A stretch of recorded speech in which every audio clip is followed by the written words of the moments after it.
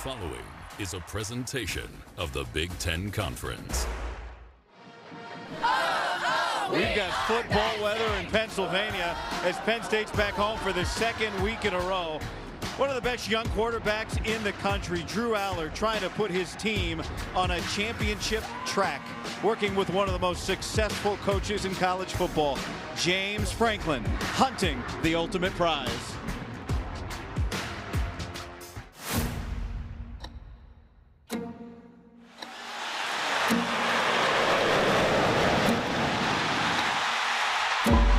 There's probably more noise right now on a national scale, but we're kind of used to this. It's a place that has very high expectations and standards. We always have. We embrace it. We've worked really hard to get to this position. People recognize and respect what we've done. But the reality is, no one really cares. It's how it all ends up at the end. There's unfinished business as a team. And how are you going to find a way now to be successful? Go out and earn it.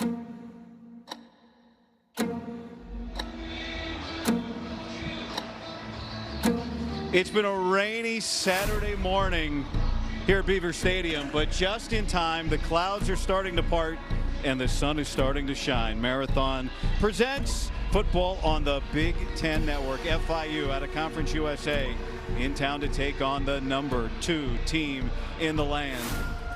We've been here for 3 days enjoying ourselves, drinking it all in, and there's one question that has State College buzzing. Is this team a championship team in the making? Welcome Yogi Roth, Guy Haberman, Rhett Lewis down on the field. The number 2 team in the country.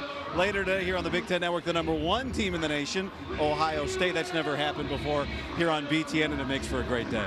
Yeah, I mean, if you love football, you love what today is all about. You referenced Ohio State. They finished the business James Franklin was referring to. Now, this team here in State College, they know why they all came back. It's a very mission-minded and veteran-laden team. They are juiced. They can't wait to run out of this tunnel and get it on this afternoon. It's been so fun talking to players this week. You heard Tony Rojas, who's done it many times. Dominic DeLuca, who's done it many times. They said right now in this moment, what it feels like as a player to be in that tunnel, it feels like being in a movie. Here they come.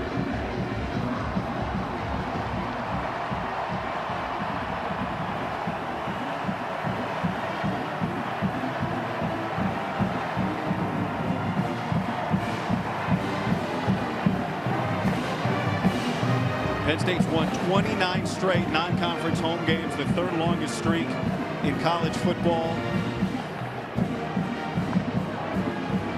Beaver Stadium still under construction, but can still hold 106,000 when it needs to. 3 weeks away from Oregon being here for a whiteout game, but still a couple of jobs to do before then for these Nittany Lions. It's out on the field in pregame, and you just feel the energy. The grass is perfect. It's a little damp, but it feels like football in Pennsylvania in the fall. And with this team and all those players on a knee, they know the goal, but they know they have to go 1-0 this week. Their opponent, FIU. A dominant win over Nevada in week 1. Saw the offense be nearly perfect. The defense almost perfect in terms of keeping the opponent out of the end zone. Didn't punt last week. And for James Franklin, there's no doubt the number 2 team in the country, that's a number that just matches the expectations that are always here. Rhett Lewis down on the field with James Franklin. Coach, up front on defense, tonight Dennis Sutton, Zane Durant wrecking balls last week in week 1. How do they help set the tone for what you want to accomplish today? Yeah, 2 physical, experienced players. I think we can play even better. That's what we want to do today. We want to be a more physical football team than we were last week. Those 2 guys lead the charge. Coach, your quarterback Drew Aller wasting no time getting to work with his new receivers. Kyron Hudson, Trevor Pena, Devontae Ross, 14 combined receptions last week. How does that group together take the next step today? Yeah, we just want to continue to build on that. That chemistry is going to be really important for us as the season goes on. So the confidence and the chemistry in our passing game, specifically with those 3 new guys, is going to be really important. Coach, thank you. Yes, sir. Thank you. All right, Rhett. Well, James Franklin knows, everybody knows. Drew Aller, this is one of college football's great stars. And now, Yogi, it feels like he's getting receiver help. Well, you said coming out of the tunnels like a movie. Well, he's the leading man here in State College, and he's got a great supporting cast. You could argue the best receivers he's played with in his time here in State College. And Kyron Hudson, this is a huge addition. And this was one of the throws of the weekend in all of college football last weekend against Nevada. Drew Aller, he doesn't have to reset his feet. His arm talent finds the end zone. Kyron Hudson finds the end zone. And then how about this? Full field throws to Trevor Pena. Not a lot of quarterbacks throw this in college football. Drew Aller throws it with ease. And then coming on back, being able to get the ball over a hook defender, over a linebacker, in front of a DB with touch, with accuracy on the sideline. There's Pena again, and James Franklin, yes, he is excited about this core and the veteran leadership from that man, Kyron Hudson, and Trevor Pena. This duo, impressive last week. I think they'll add to that today. They want to take some shots early in this ball game. Well, Kyron Hudson, Yogi mentioned it, what a joy it was to talk to yesterday at the facility. An instant impact on offense and an instant impact stalking the sidelines is Denai Dennis Sutton, who was so dominant last week. And Yogi, I know Zane Durant, those two guys together can be a nightmare. Yeah, well, I'll tell you what, 22 times they lined up next to one another, something we'll be tracking all game long here. How about Coach Franklin saying they want to be more physical? Well, if they are, this crowd is going to be even more on their feet. They're going to be louder. This is a fun student section. You could argue the best in all of college football. And if those two get after the quarterback, there's going to be a lot to cheer about. Penn State won the toss and chose to defer.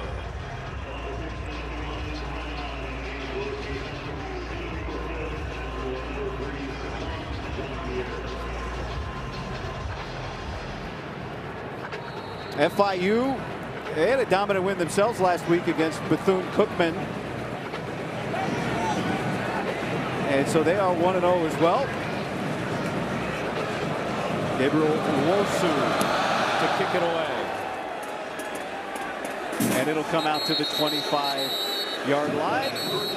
FIU gets the ball for first. Kewan Jenkins is their quarterback. They call him Lights Out. Nobody calls him Kewan.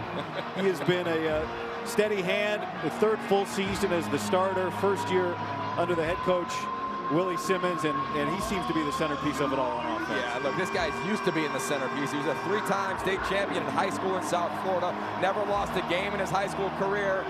He is the man that this entire program looks to. He had a chance to hop in the portal, said, no, I got unfinished business. We talked to him earlier this week. Said, what do you think about starting backed up in front of the student section? He said, nothing I'm not ready for.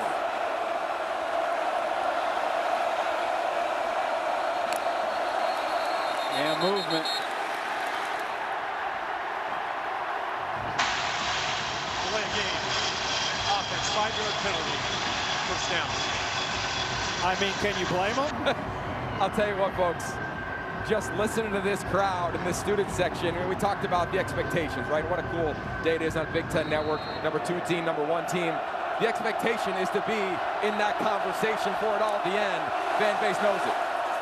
Running the ball on first down, and that is Kejon Owens, the centerpiece of kind of the skill guys around Jenkins, the running back. As you take a look at the FIU starters, Demps is the starter in the slot. An offense that was very productive last week on the ground, tied a school record with 6 rushing touchdowns. Behind the offensive line is coordinated by Nick Coleman, and the plays are called by the head coach, Willie Simmons.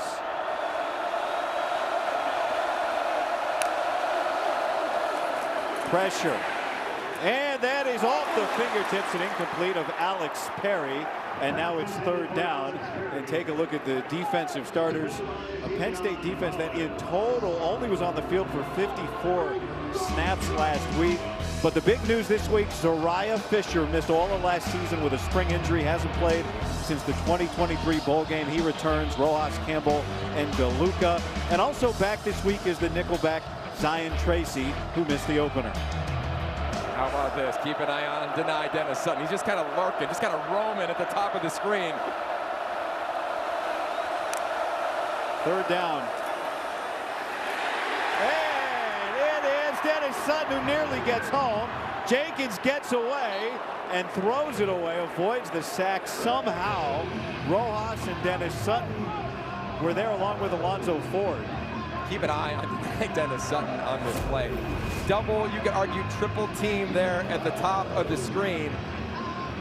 Tight end, running back, tackle. Penn State, no number chance. 5 You got no jersey chance. 91 for the following play. Number 5 will be wearing jersey 91. Yogi also watching down here on the field. That was Zane Durant lined up as an edge defender, something to follow moving forward here in this game since he and Sutton end up on the same side of the defensive line so much. Devontae Ross is back deep. Denied Dennis Sutton was the man closest to the punter there, Trey Wilhoit. And now Ross trying to set it up. And he gets out to the 35-yard line, and now we get to watch one of the best in the nation for the first time today, Drew Allen. Well, the command that he has shown in this offense in year 2 under Andy Kotelnicki is so impressive. You look at him, immediately goes to the wristband. This is an outfit that's got a variety of tempos, but overall they look to number 15 for all of the answers. And he carries so much of the line of scrimmage. You'll see so much movement today, shifts, motions, so many different trades from tight ends and offensive linemen. Here's one right now. Drew Allen's going to line up at wideout. With both running backs, Nicholas Singleton and Katron Allen in the game together, and Allen's going to hand it to Singleton, who's running behind the tight end, Khalil Dinkins. They just force you to communicate as a defense, right? You think, all right, first play of the game, we can just line up and play, right, guys? No, not for Andy Kotelnicki. They're going to shift. Now you got to communicate as a defense. You have to be on it. There's Aller at wide receiver. They run the other way, and they get a puller from Dinkins as a tight end. I mean, guys, it just tax your eyes and your discipline as a defender. Anthony Donko is lined up outside of left tackle. 6 offensive linemen on the field. Donko normally the right guard, and Aller's going to hand it off inside to Allen. We'll get the first down.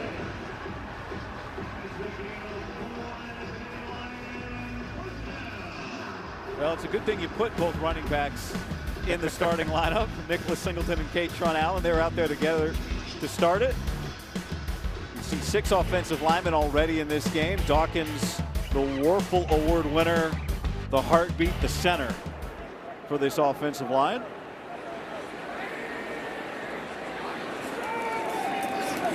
Allen, wobbly ball, long throw on the money to Ross. Didn't have a catch last week. The transfer from Troy. We talked about it in the open of how so many quarterbacks and so many offenses in college football, they've eliminated the full field out throw. Drew Aller just made it look easy. Looked like a guy who plays on Sundays, and that's up against Brian Blades, the top corner for FIU. Talk about him as the game goes on.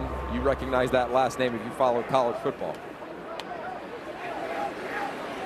His dad won 2 national championships at Miami. His uncle Benny, an All-American. He goes by Deuce. Here's Katron Allen again, and he gets popped for no gain. Take a look at the defensive starters for FIU. I think a Jovan DeWitt, Yogi, the defensive coordinator. Yeah, and a huge part is Johnny Chaney Jr. You'll see him in the middle of this defense. He's going to be the guy who has the green dot, meaning he's communicating to Coach DeWitt as your reference guy. And with all the movement and shifts, they've got to be so gap sound. They have to be so disciplined today with all the eye candy that they are going to see. Third down opportunity here for this FIU defense. This is where Aller's just special. Look at him checking at the line of scrimmage again. With pressure in his face, can't connect with Trevor Pena, and now it's 4th down. Kind of an in-between zone here, Yogi. Offense is hanging out right now. Yeah, I think this is kind of a 4-down territory for your offense. I thought Pena was going to be wide open down the sideline, ran a little bit of a wheel route. The thing with Drew Aller is that he can handle all of these situations, so he knows where the sticks are. Will I use my legs? Is FIU going to drop 8 and play coverage here? Will they bring pressure? Penn State team that didn't punt all last week because they scored on every drive except the kneel down at the end of the game. 9 straight drives to score last week in the opener. So 4th down and 5, and that's broken up and FIU gets a turnover on downs to start the game. Penn State still hasn't punted, but they didn't score. Timeout. Tonight, Dennis Sutton comes back to the stage. Next.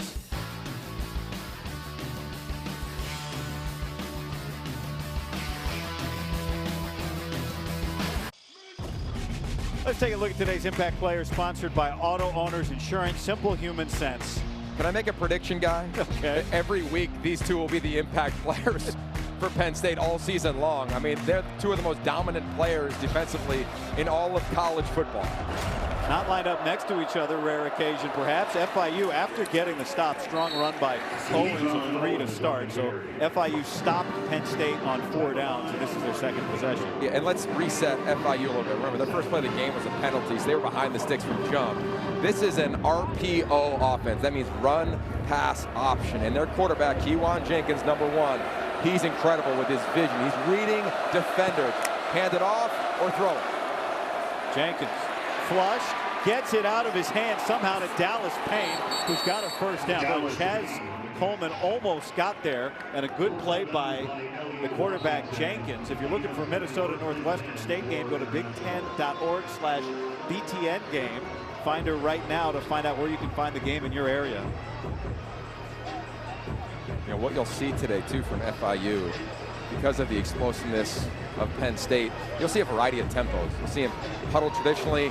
They're 4 yards from the line of scrimmage right now. They call that like a little bit of a sugar huddle. And then they'll get to the line of scrimmage, snap it quickly. Jenkins, Coleman in pursuit. And he flips it out with that left hand, but tough angle for Owens. And now it's second down. I think a huge part for Jenkins is when he sees that he can get the ball out, he's got to get the ball out. Nice job at the top from that young player, Chaz Coleman, true freshman, former quarterback in high school, chasing down the current quarterback in college. Well, James Franklin said it. Campbell had an unbelievable camp. He played 22 snaps early last week. If you could add him to that combination with Denai Sutton and Durant, pressure everywhere, they beat it. Owens through a gaping hole and a first down. Pick up a 21. It's a nice job by the offensive front at FIU. Watch this offensive line. They're going to go this way, but they're going to run it the other direction. It's kind of hard there. There's a tackle, climbs to the linebackers, and away Owens goes.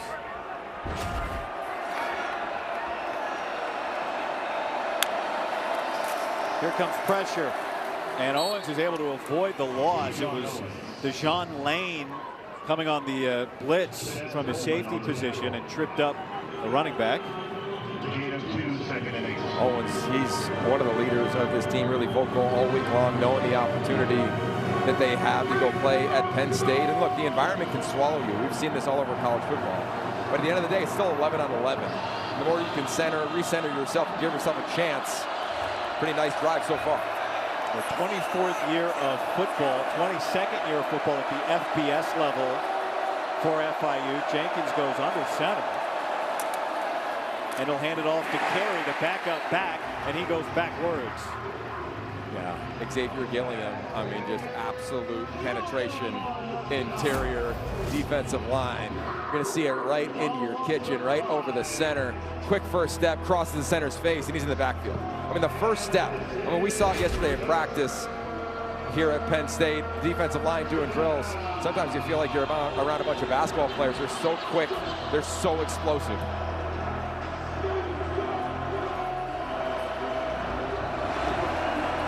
Third down and long. And here's 28 and 33 lined up right next to each other at the top of the screen.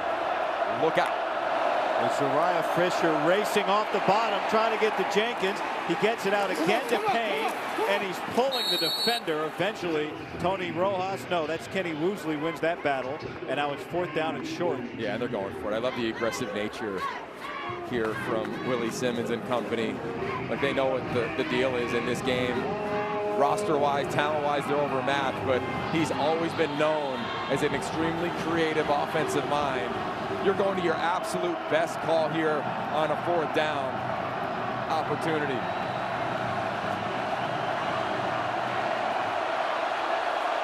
Couple of tight ends in the game, and now whistles because FIU needed a timeout. Took the timeout right before the snap. Charge timeout, FIU, their first of the half. It will be 30 seconds in length. Right now, the first 250 fans will get $25 off a Big Ten Plus annual pass. Stream nearly 200 Penn State games plus 2,500 more events across the Big Ten this season.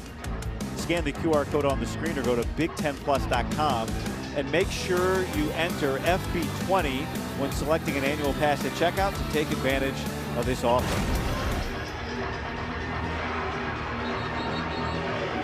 Rhett? Yeah, I was just watching Willie Simmons jump onto the field from the sideline there. Looked like he was upset with something that McNeil was doing out at the wide receiver spot. Maybe in alignment. I think he had the look he wanted on that fourth down call, but something he didn't like with the alignment there of McNeil, the wide receiver. They love motion down here. Keep an eye on the tight end, Jackson Verdugo at the top of the screen. It's going to be Jenkins. He gets it out of his hands, incomplete under the pressure of Tony Rojas. Each team stops the other on fourth down. And now Penn State takes back over.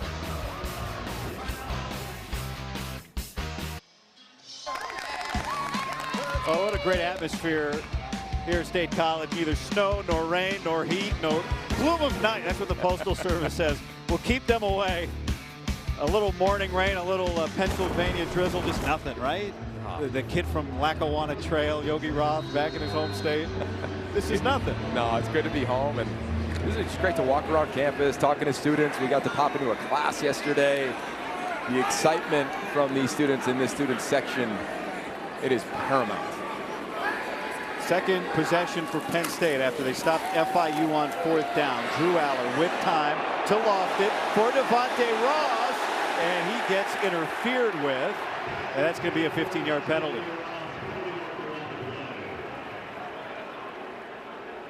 That ball just hung in the air. Pass interference, defense number 4, 15-yard penalty from the previous spot, automatic first down. Victor Evans III was the man locked up with Devontae Ross. Yeah, Ross is the speed of this receiving core. Nice job of working his way back to the ball through the defender. Every time the defender does not turn their eyes, there's contact like that, inhibiting the arms of Ross. It's going to be called, but I look at the protection. Talk about tailgating, just cooking steaks back there for Drew Aller. Max protection, throwing enough for Ross, trying to make a big play.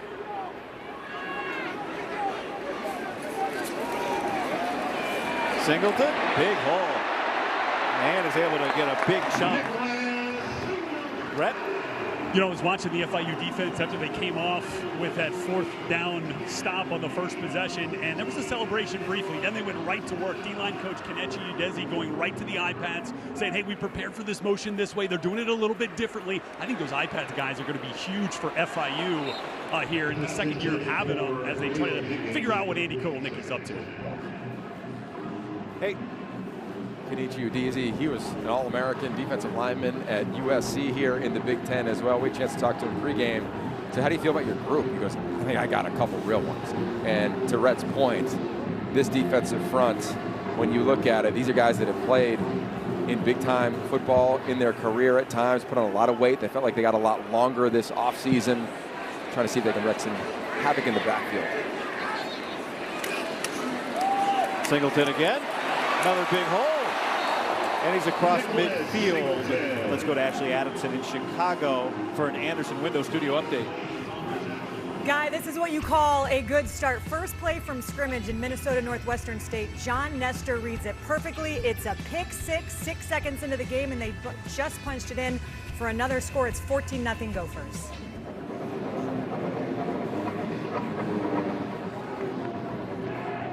Meanwhile, here a third down coming up for Penn State. A couple of tight ends in the game, and Singleton gets the mark on the near side is short. The mark on the far side is a yard further. It's the near side official, so it's 4th down and 1. Yeah, he looked a little short from up here as well. Penn State's going to bring in an extra offensive lineman, TJ Shanahan, number 54. So they're going to go big personnel here.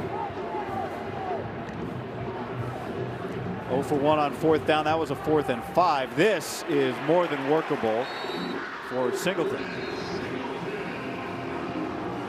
I mean, they have some talented offensive linemen. I know they didn't play perfect in week 1. That's a big point of emphasis. But look at the right side of that group right there. I mean, there's just a lot of mass, a lot of movement.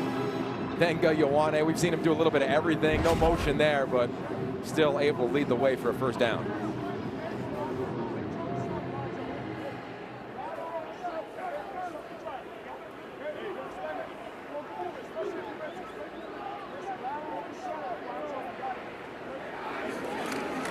There's Katron Allen. Breaks away from the first defender, and a Penn State first down. Guy, it might seem simple, but when Penn State trades and shifts and moves, I know they're going fast here, it forces the defense to really communicate. Aller, that exchange was a little bobbly, and then Dinkins can't make that catch. It looked like the ball got maybe bothered as he pulled it back from Allen. This is the previous play. Yeah, and watch. Here's their running back. You go from the right of the quarterback to the left of the quarterback. You just force the defense to adjust just 6 to 8 inches a little bit, but that is enough. That is more than enough for Katron Allen to find a window and an explosive run. 8th play of this drive after the red zone 4th down stop. Here's Allen again, and he spins off the first man. Jermaine Carter gets 3, where a lesser man would have been stopped in his tracks by the big defensive lineman coming in at 275. Yeah, that's a nice play there from Dante Anderson. Talked about some of the defensive linemen playing at other places. He's a transfer from Florida State. He's played in big environments. And I think when we see look at that shot, by the way, oh my, I mean, this is what college football is all about, man.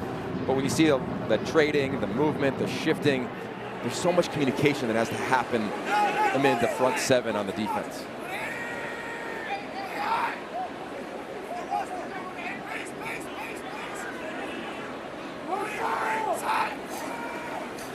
Aller on 3rd down, pressure off the edge. He drops down and connects with Luke Reynolds, the tight end, a first down for the Nittany Lions.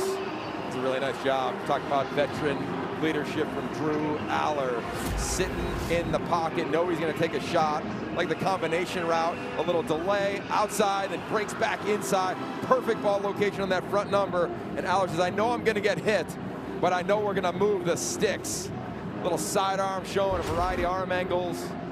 And look, he's a legit Heisman candidate, folks. I mean, anybody watching college football knows that when you see number 15.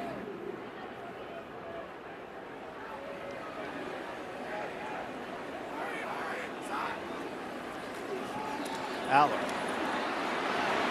Looking, Dinkins has got it. Touchdown, Penn State.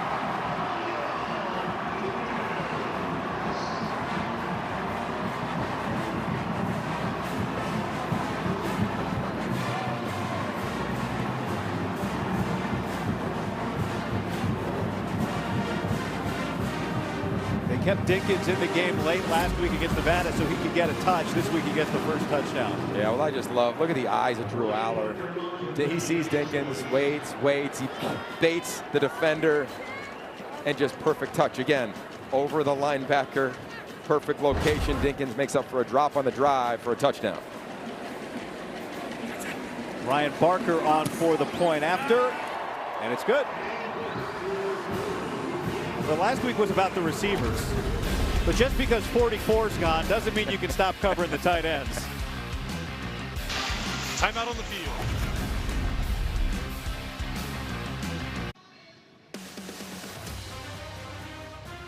Football on the Big Ten Network is brought to you by Marathon, official fuel of the Big Ten. And by Anderson Windows and Doors. Trust your home to Anderson. You just go game by game by game. Such a successful week in week 1. 16-2 overall. Just giving an idea how good the defenses were. Penn State gave up 11 points and is 9th in the league in defense after 1 week of football. Bryce Underwood, we saw his photo there, Yogi. Looking forward to seeing more of him. this year. Let's look back at that Penn State touchdown. Yeah, we talked about the theme of all the movement and the shifting and the motioning. Look at Khalil Dinkins from one side to the other side. There's so much communication that has to happen defensively. He lines up here. Watch him just work the route as the play evolves. Drew Aller understands it's going to take a little time. Dinkins gets banged a little bit. Perfect location. Trust from one vet to another. Yogi, also in dealing with all those motions and shifts and everything, was listening to the FIU defensive line again coming off the field. Keegan Davis, their defensive lineman, number 44, was saying, we got to hear it. We have to hear the calls we're making. Communication is such a key. And even though the crowd isn't at full throat when Penn State is on offense, that baseline decibel level can still cause some issues. You can practice, Red, as you know as a player, you can practice with crowd noise, but nothing really can simulate what it's like here in Beaver Stadium. Not to mention what it must do to your heart. Second down.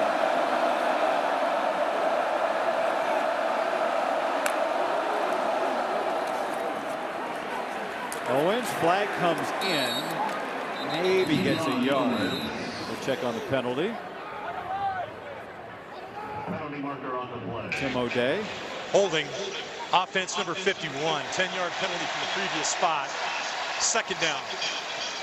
Third penalty on FIU already. I'll tell you what, how about this being the third stop for Jim Knowles, where he was the lone new guy coming in when you look at the majority of the defensive staff. We talked to him about that yesterday. How do you install the defense? What's different about here and Oklahoma State or Ohio State? There's the extremely well-known defensive coordinator right in the middle of the screen. And he said, look, when I came in here, it was such a veteran group that I didn't have to start from scratch. It wasn't like this defense was down. It's been one of the best defenses in the country for quite a long time under James Franklin. Here's the backup back, Anthony Carey. So to that point, when he came in and started installing his defense, he said, we carried over some of the language from a year ago because we have all these vets. I mean, you just look at the field right now. You see Dominic DeLuca, three-time captain, Tony Rojas. I mean, you see some players that have played so many snaps here at Penn State. He said, I wanted to make sure they can get up to speed as quickly as possible. And they have done that because this defense has played fast. They have played fearless. And now we got denied Dennis Sutton back on the field at a defensive tackle position. One of the most explosive defensive players in America. With Eni White outside of him, and now he moves to the other side. And pressure up the middle. Jenkins escapes again. He's done a good job of that today, directing traffic. His tight end, Justin Cayenne, very close but shy of the line to gain. A pickup of 12. Kejuan Jenkins, just imagine this at home. And to your point, here comes number 33 into the picture. Spin move. You got to see, you got to keep your eyes up. And they live to 4th and short. And it looks like they're going to go for it. Nice job by Jenkins keeping his eyes up. He's not a guy that's going to QB sneak all day long, so I'll be curious here what they try to call. I mean, running right in the teeth of this defensive front is not the easiest of tasks. Play clock is at 5. And now the crowd's getting louder. And did they take a timeout? Yes, they did. FIU took its second timeout. We'll see if they keep the offense out and have a 4th and 1. Their second of the half. Timeout on the field.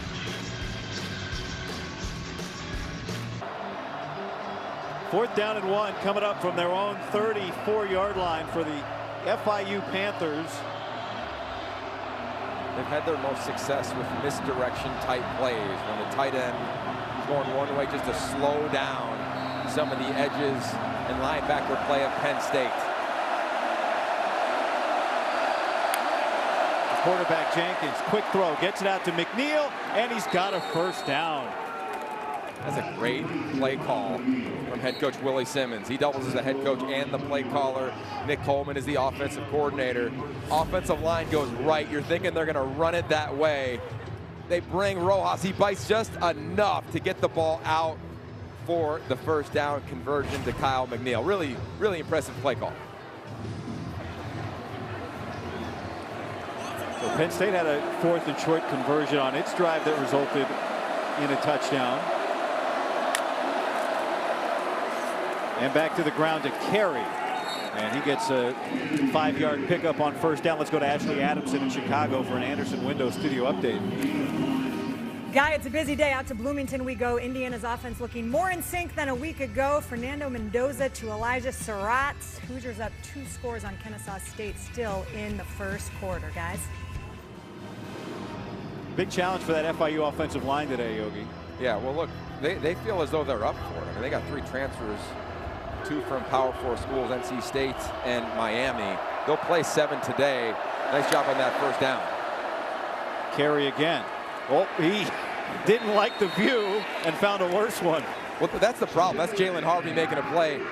They're doing a decent job, I think, against the interior. That's Penn State defensive front guy. For the most part, when it's not denied Dennis Sutton, they've held their own. I mean, they're clogging it up. They're double teaming. It's these edges. They're so fast and explosive. And then here come these linebackers to fill. And I'll tell you what, it's been fun watching this stadium fill today. The first quarter, timeout on the field. Sun still breaking through here at State College. 1 quarter of football done.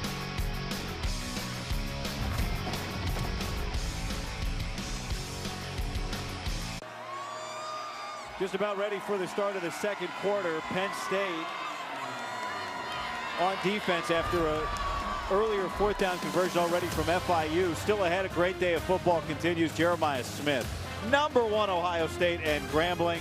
That is coming up next here on the Big Ten Network and the Fox Sports app. 3rd down, Jenkins, tough throw, tough catch, and a first down for Alex Perry. And Jenkins is slow to rise. Now he gets some help, pops up. Yeah, he sat in the pocket. I mean, he's a tough guy. I mean, saw it in high school, I've seen it in college. He just navigates that pocket. A lot of chaos happening in front of him, delivers a strike. So much happened. Really impressive communication up front. There's twists, there's stunts, there's denied Dennis Sutton. I was curious up here if it was a catch or not. Let's take a look. Does that ball touch the ground as it's loose? It's not. Carry churning for a couple yards. Let's take another look at this.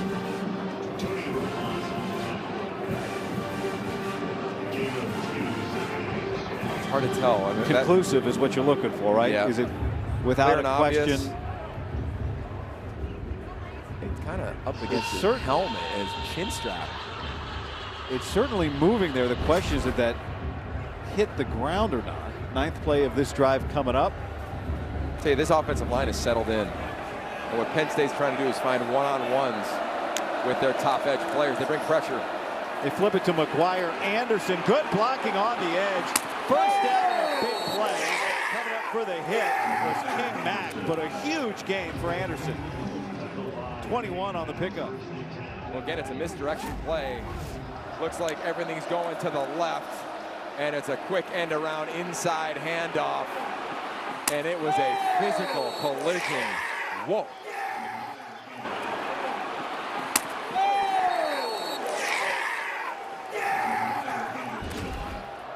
Everybody's fired up down there.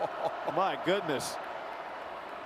Jenkins under pressure, throws an interception. Alonzo Ford. The 2nd week in a row, a Penn State defensive tackle has a pick.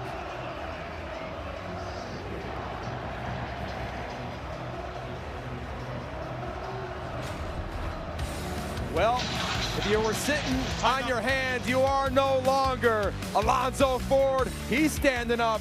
This defensive line is rising up.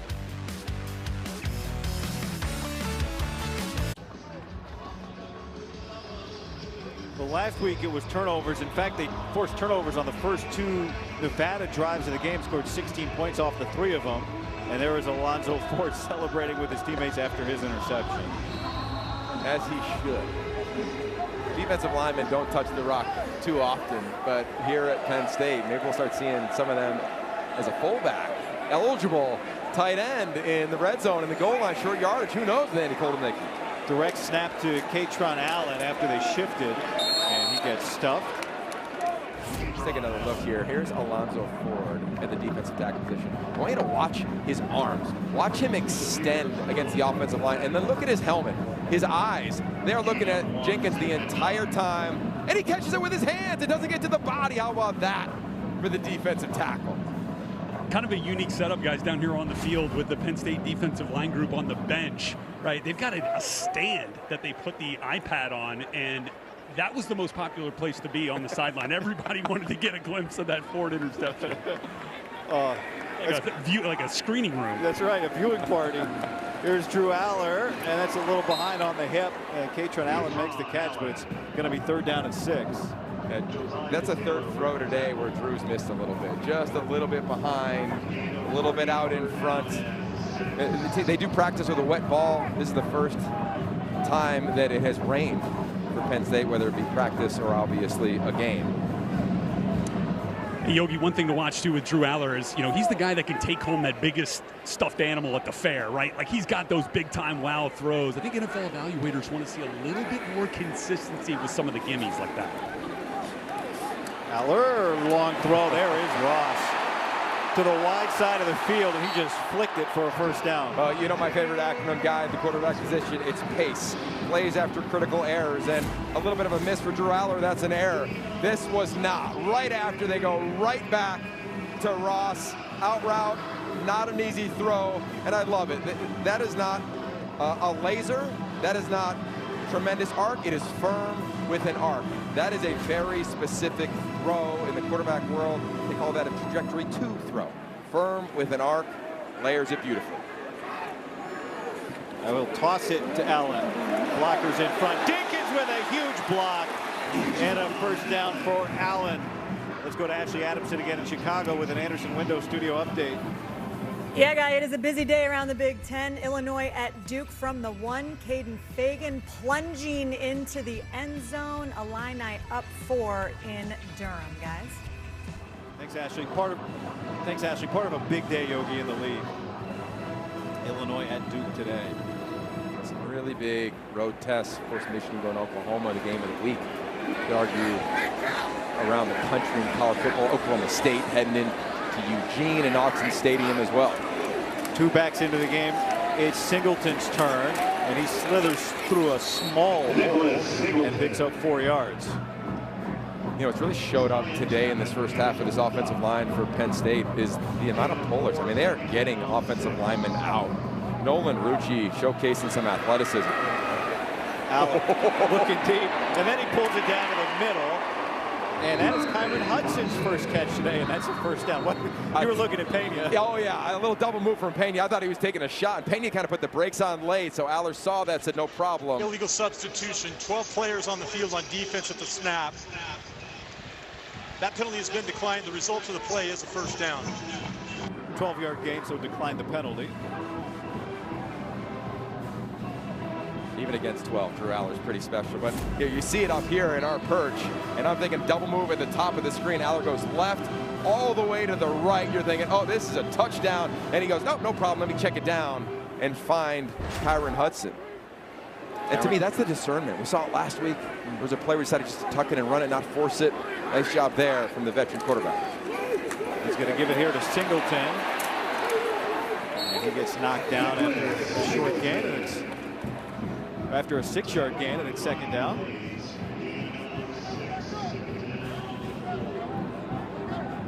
Kyron Hudson had the career-high 6 catches against Nevada. And we talk about the adjustments on defense, new defensive coordinator Jim Knowles, but Kyron Hudson, you mentioned off the top, in from SC. Trevor Pena in from Syracuse. He was 2nd-team All-ACC last year. And what those two also have in common is they were captains at their previous school. So they've brought in just another layer of veteran elements. There's a double move again. Lofts it. Hudson. That was a difficult play for him to get through the defensive back. He wanted a penalty. It's incomplete. Yeah, they try a little wheel route with Hudson. We've seen that called. We've seen it not. Often the DB has to turn and look. Not happening there. Usually when the wideout has to jump back into the DB on an underthrown ball, you do see PI. James Franklin looking at that replay as well. And I feel like, Coach, I mean, I feel like we always see that get called when is an underthrown deep ball. 9th play of this drive.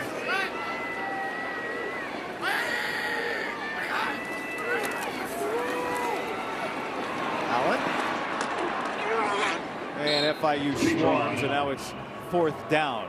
What do they do here? Yeah, I think it's 4th down territory. If you're Penn State, you're this offensive line, you know what their schedule is, right?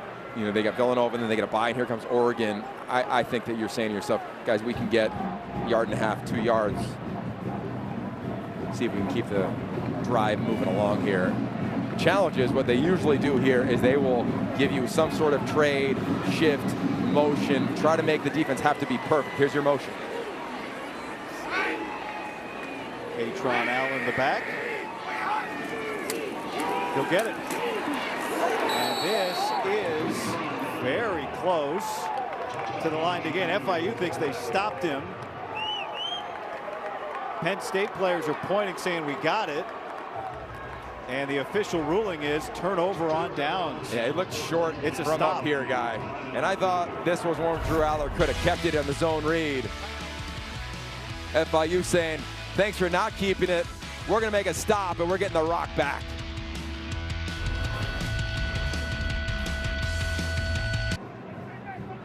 Coming up on Thursday, don't miss women's soccer when the 9th-ranked Nittany Lions open conference play up against Maryland. Live coverage begins at 6 Eastern, 3 Pacific on the Big Ten Network and the Fox Sports app. So after a 4th down stop for FIU's defense, they take over on offense with Devontae Lyons picking up 9 yards. Hey, let's take a look at that 4th and 2 stop. That's Johnny Chaney. He's the captain. He's going to see Katron Allen right here. Watch this zone read play from his right to the left. That's often where those runs go. He says, yeah, I'm going to predict correctly. Does that untouched.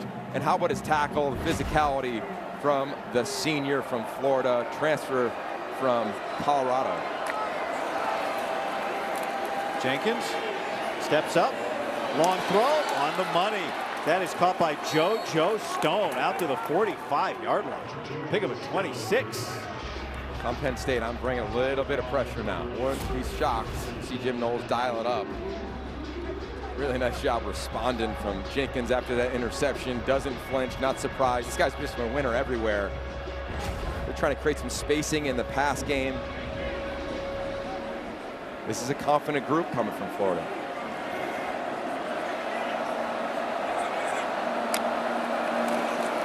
Jenkins, quick throw, and that was behind Stone. FIU in Miami, just 15 minutes from FIU's campus to the University of Miami's campus in Coral Gables. Enrollment 55,000, so the school is about as big, maybe a little bigger of an enrollment on main campus than Penn State. But they've only been playing football for just less than a quarter century. In fact, this is the second meeting between these two. The first meeting was a blowout win by Penn State, 59-0, but it was Mario Cristobal's head coaching debut as the head coach at FIU.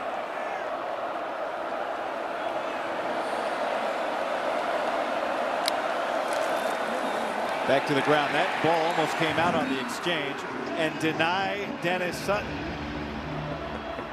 is there. He's fun. He's a little bit of everywhere. Some of the notable alumni: Ty Hilton, the actor Andy Garcia, and somehow your friend Raja Bell. Well, his son Dia was the Elite 11 MVP, which is your top quarterback camp. Drew Aller was a part of it. Actually, the entire quarterback room at Penn State has been a part of that. Big third down here for FIU. I'm bringing pressure on Penn State. I got to heat this quarterback up. He's finding a little bit of comfort here late in the second quarter. Penn State showing pressure, backs out of it. Denied Dennis Sutton in pursuit, and that almost gets picked as well. Zane Durant was there, and Dennis Sutton was just stalking and stalking on Jenkins. Saying, I pulled up in time. Look, there's one thing to try to block, deny Dennis Sutton. There's one thing to try to use misdirection. There's another thing trying to run away from him. Oh. I mean, he is. Doesn't he remind you of Myles Garrett? I mean, he's bearing Penn down State's on you. And they do a nice job defensively. Watch this entire defense just kind of punch out up here. There's nowhere to go. There's absolutely nowhere to go. So they look like they're bringing pressure, and all of a sudden they punch out late. Really nice job by this group. Believe it or not, with 6:33 remaining in the second quarter, in a 7-0 game, this is the first punt of the day. And it's blocked. Dom DeLuca What can't he do? The former walk-on, three-time captain. And you are watching a man living a dream. He said, running out of the tunnel, it feels like a movie. I love this act. You get 0 for being good on special teams. Yeah, you do.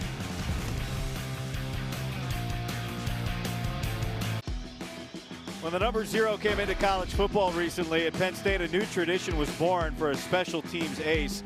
It just so happens that the special teams ace is also a 3-time captain star linebacker, Dominic DeLuca.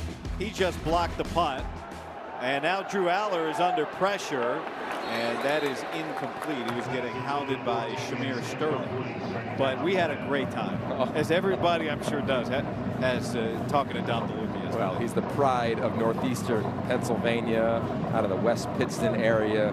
Had a chance to ran into his parents pregame. His mom, Dee Dee, his dad, Carl. They were tailgating. They love coming here. Buses come here from the Scranton Wilkes-Barre area, about 2 hours away. He's so proud to be in Nittany Lion. This has been his dream since he first put on the pads. Said his mom called this week, said, how about, can you get 10 or 12 more tickets? This Kyron Hudson. Kyron Hudson said he was watching SMU last year, Penn State, and said, who is 0? Yeah, and then he learned about his path. The photo on the right is coming to camp. He's been coming to camps here at Penn State since he was a little kid, and then in high school he came, and then his parents gave me his trading card in pregame. How about that? Floating around here in Beaver Stadium. But look, as a former walk-on, you have this dream, right? A dream achieved. And then we asked him yesterday, if I told you you were a 3-time captain, he said, no way. There's no way I would have thought that would be my reality. And it is with a punt block here in week 2. 3rd down here for Penn State. Aller can't connect. Aller is now 7 of 14, and it's 4th down. 7 of 14 throwing the ball. And he's frustrated. He's frustrated. Look, there's something to playing quarterback where you got to be able to just kind of flush plays. And that's just a miss. He knows it. And you'll see his reaction. Oh, he knows. Ah, come on. And look, there's a phrase again. I keep giving you these quarterback phrases, guy. One is try easy. Just come on, try easy, man. Just cut it loose and let it rip, man. Try easy. And when you care so much, you pour so much in, it can be a challenge. First punt of the year for Gabriel Wosu. As long as the ball didn't break the plane, it's a down inside the 1, and it was down inside the 1. Davian Collins kept it out of the end zone.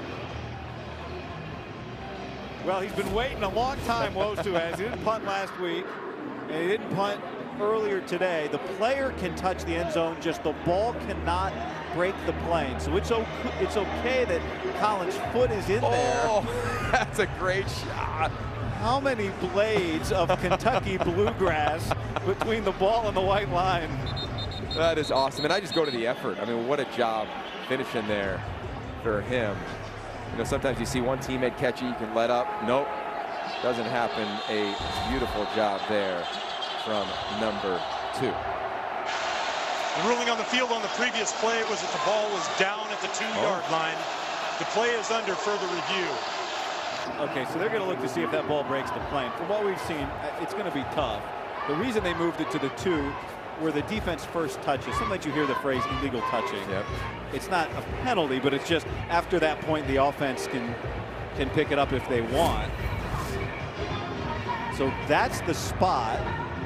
And then we'll see if this ball breaks the plane. Let's bring in our rules analyst with his magnifying glass, Mike Pereira. You did a good job covering. What do you think, Mike? It's very close, and they're putting the ball at the 2-yard line because there's 2 spots of a touch violation. The first one was at the 2, and then this one here, so you get the one that's furthest up. I don't think that there's anything, unless they find an absolute down-the-line shot, to say that it actually hit the goal line very close. But to me, I'd uphold this and leave it as it is. Okay, Mike, thank you very much. Oh, my special teams coordinator, Justin Lustig. His units are having a heck of a After 3 minutes. reviewing the play, the ball was illegally touched at the 2-yard line, but downed outside the end zone. Therefore, the play is upheld. It is first down FIU from the 2-yard line. Well, it's a great point, Yogi, right? The blocked punt and now the first punt of the year. This punt coverage unit hasn't had a chance this season yet to give it a shot. It's a veteran-laden team, and you're seeing while they're struggling a little bit in the pass game, the other two phases have elevated, starting with special teams. Now you're backed up, and this stadium has come alive.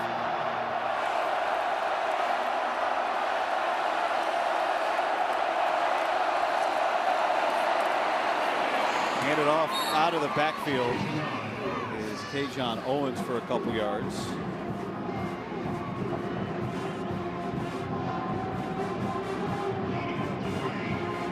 As we tick towards 5 minutes remaining in the second quarter, and it's a 7-0 score.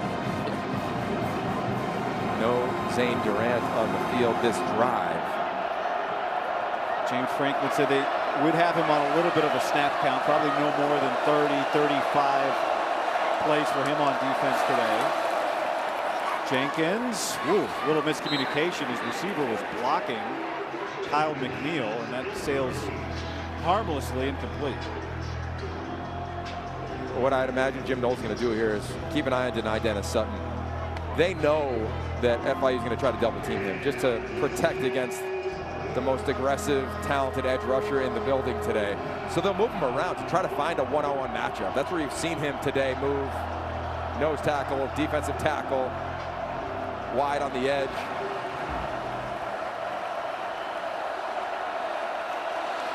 One of 5 on third down is FIU today. Jenkins gets it out, and a block, but coming up to make the hit, Zachy Wheatley with the stop, and FIU is going to try and punt again. Deni Dennis-Sutton. He does a little bit of everything. I mean, his get off is absolutely ridiculous. It's like he Penn State times player up the number snap 5 will be wearing jersey 91 for the following play. Number 5 Penn State will be the wearing very left jersey side 91. of the screen. Watch him come off, guy, as the ball is snapped. It's like he knows the snap count, man. He gets off, and he is in the grill of Kewan Jenkins. Devontae Ross back deep. This one gets away clean.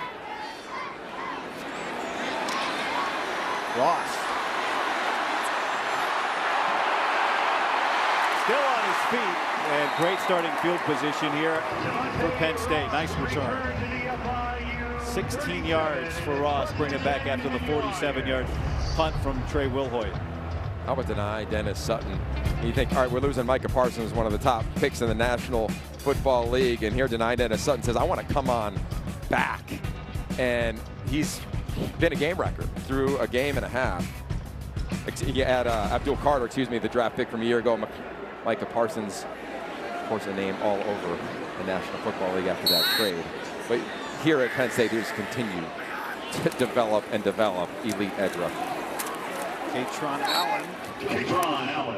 This has been a grindy game. Maybe didn't expect. I mean, the rain perhaps plays a factor. It rained all morning.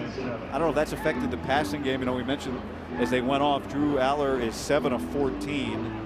What's it like down there on the field, Red? You know, field conditions have been fine. I haven't heard anybody coming off the field on either side complaining. But one thing to note, I mean, you know, FIU in South Florida, they're in Miami. This rainy season right now. They've been dealing with that afternoon rain. In fact, their offensive coordinator, Coach Coleman, was saying that a couple of their scrimmages have actually had some of that rain in it, so they felt well prepared today. Second down here. And Allen with a yard. And it's third down. Yeah, and right now for FIU, they're saying, throw the ball.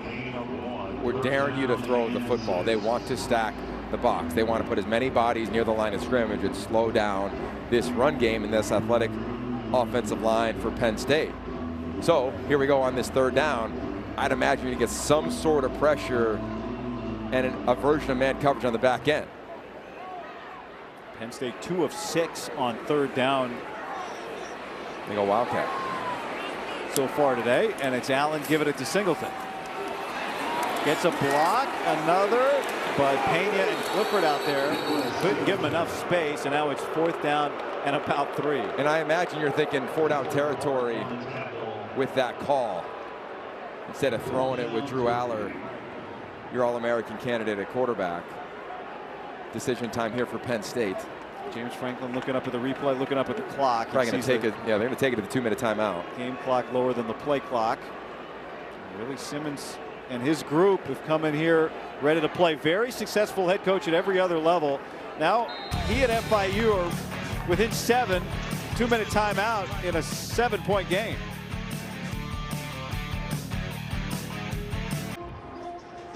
Coming up on the halftime show, sponsored by TIAA. Rick Pizzo, Jerry DiNardo, and Brock Farine will take you through the first half highlights and get you up to speed on a busy Saturday across the Big Ten. Some big games, Illinois and Iowa.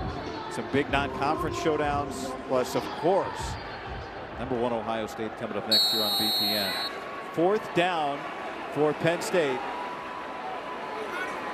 After the 2-minute timeout, Patron Allen is the back beside Aller, and they may be trying to get FIU to jump. Let's see. Play clock is now at 10. Hard count from Aller. We'll try another, and they snap it. And Aller throws complete. Luke Reynolds, first down and more. How about that sequence from the offense? Yeah, really good patience. Drew Aller recognizing man coverage. Kyron Hudson taking his corner action levels down the field right in front of you there. Easy pitch and catch. Nice job. Get a little swag back for number 15. And now a little tempo, and that's broken up. Good defense that time from Josiah McGrew. The previous play, Yogi, is Aller actually making changes, or is he trying to get the defense to think they're not going to snap it? Well, I think it's a little bit of both. You saw him the first time, you're thinking, okay, he's just trying to see if they can get him off sides. And oftentimes, Drew Aller, with his expertise, you see him going to his wristband. There'll be multiple plays that he's got to read through. So get to the line of scrimmage, see if you can get them to jump off. If not, look to the sideline, get the audible, relay that, see the coverage from the booth, and away we go for the first down. And put a seed in Oregon's head for 21 days. A little too early to think about that, only 7-0. Here's Pena. Spins, and a good tackle made by Ashton Levels. I'll say this was all Shamir Sterling, number 22. It looks like Kyron Hudson has him blocked. He bounces off that, slows down Pena, and it gets cleaned up there by Levels. Look, there's this thing in football. Everybody knows, like in Florida, you don't shy away from competition. This team has not shied away from this stage. Majority of the starters from the state of Florida, most in South Florida, in the Miami area. Play clock at 6. Aller pressured, stays up, and goes down. He got swallowed up in that pocket, and Penn State is going to need a timeout. Charge timeout, FIU. FIU takes the timeout. 30 seconds in length. And now it's 4th down. Yeah, and nice they want job. some time to get the ball back. Yeah, that's a nice job from Willie Simmons. You could argue really impressive by this defensive line. A twist up front, and this is all number 19 right in the middle there. Nice job on the defensive line. Aga Aloye, and he's just unblocked. Drew Aller tries to climb the pocket. It collapses on him. Nothing doing, doesn't force anything. Gets a 4th down, and I really enjoy the call from Willie Simmons, guy, because he's saying, James Franklin, that man is always trying to win the middle lane. Penn State's going to get the ball after the half. Can they steal a possession back? He calls the timeout, doesn't let the clock move. 41-yard attempt here for Ryan Barker. Riley Thompson is the holder. Captain Tyler Duzansky is the long snapper. And the kick is good. So Penn State comes away with points, and it's 10-0. 50 seconds and no timeouts now for FIU. Penn State will get the ball first in the second half. Still ahead. A great day of football continues. It's Ohio State. It's Jeremiah Smith. It's the #1 team in the nation taking on Grambling State. That is next on the Big Ten Network and the Fox Sports app. This is going to be fun. Saturday in college football, and to the point of this game and the point of the next game, and I'm sure that Ohio State staff is aware of what the score is here. You cannot let your foot off the gas at all, especially after that huge win last weekend. Caleb Downs leading the defense. Jeremiah Smith, looking forward to watching him this weekend as well after that incredible game against Texas. Some might call it an upset. I think preseason rankings are sometimes hard, especially when so many draft picks were on that field a year ago in the semifinals between Texas and Ohio State. Both reloaded. Ohio State's reloaded. Currently ranked the #1 team in America coming up next year on BTN. Penn State will be there in Columbus on November 1st, a place they haven't won since 2011. Here's Wosu to kick it away. And a very dangerous returner, Saquon Jean-Pierre, is going to fair catch it. And let's go down to Rhett. Just watching Drew Aller as he's come off these last 2 possessions before that last drive that ended in the sack, kind of didn't go straight for the iPad, when he came off and they didn't get the 4th down. Kind of just came off, sat down.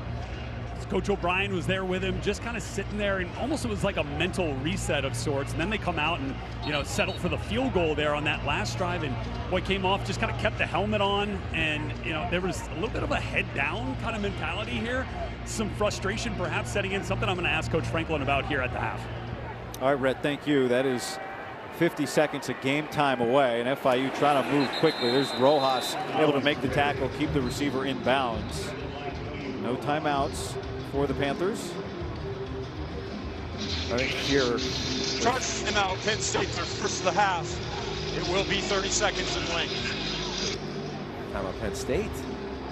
And I think for Willie Simmons and this team, you got to be a little careful here. Like, you want to be aggressive. Also, you have had a heck of a half, right? You think about it. You got an 8-play drive, turnover on downs, 10-play drive, interception. Like, they've had success. And if you told Willie Simmons it's going to be 10-0 on the road at half, year 1, game 2, after playing Bethune-Cookman, I think you'd say, yeah, we'll take it. Give us a chance. And then to Rhett's point on the other side for James Franklin. Thank you. A huge part, we talked about it yesterday, is the psychology of being a head coach. And he says the thing that has allowed Penn State to sustain success over his tenure here is just by being so steady. So I think a big part of going to the locker room at halftime for Penn State is to not freak out, to not say, oh my God, what is happening here? Say, hey guys, settle in. We'll just stick with our process and continue and come out with some great juice in the second half, make a couple plays. And that's got to be the message to the team. So 2 timeouts left for Penn State on defense. And Jenkins gets it out quickly to Devontae Lyons. And Penn State's going to take another timeout. We've already blocked a punt today. Charge timeout, Penn State for the second of the half.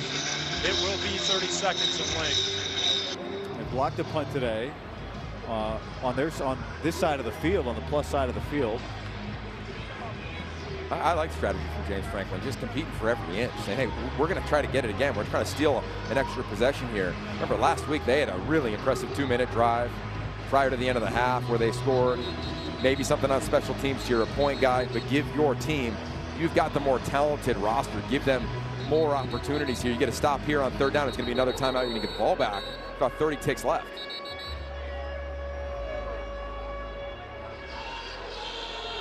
Third down and 3 here for FIU. You have to keep this ball on the ground if you're the Panthers. This is where I think you don't. I mean, I get that thought process. And they just had a late sub. And you see the official, see the iron cross in the middle. Now FIU with a late sub. Here comes a late sub. This is awesome. Here comes Chaz Coleman. He's going to tap one of his teammates, and then he's going to athletically jog off. The coaching staff saying, come on, get off, get off. But here's the play clock. I don't know if there's going to be enough time here. They just got it off, and Penn State gets the stop, and now they'll take a timeout. How about the Malachi Williams pretending like he didn't know? Timeout, Penn State. It will be 30 seconds in length. And I should say pretending, but Malachi Williams is the guy they're going to sub for. He's 20. He's standing up there on the far edge. Watch this. He's right there, guy. No, there he is at 20 at the top. Now he goes, oh, it's me. Okay.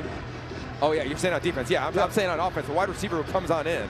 He comes in late from the sideline. The Penn State, and you called it out, Yogi, their sideline jumped into action when they saw that late sub and said, let's get somebody out here. Well, here's what happened. Samaje Demps seemed to come from the sideline. I think Willie Simmons is saying he wasn't on the sideline, but if you come from near your sideline, it still seems as though you are bringing a sub onto the field. So the officials, when they see that, and there's a muddied area on your sideline. Jersey 91 for the following play. 5 will be wearing jersey 91. They're going to put the iron cross up like they did. And now whistles as that got snapped, but they'll re-snap that. Remember, the defense gets 3 seconds. The ball was snapped before it was ready for play. Ball will be replaced and it'll be 4th down. Defense gets about 3 seconds to initiate a substitution after the offense subs. And so that is time. You know, coaches will tell you what, Yogi, if you sub around 18 seconds, you are playing with fire as an offense.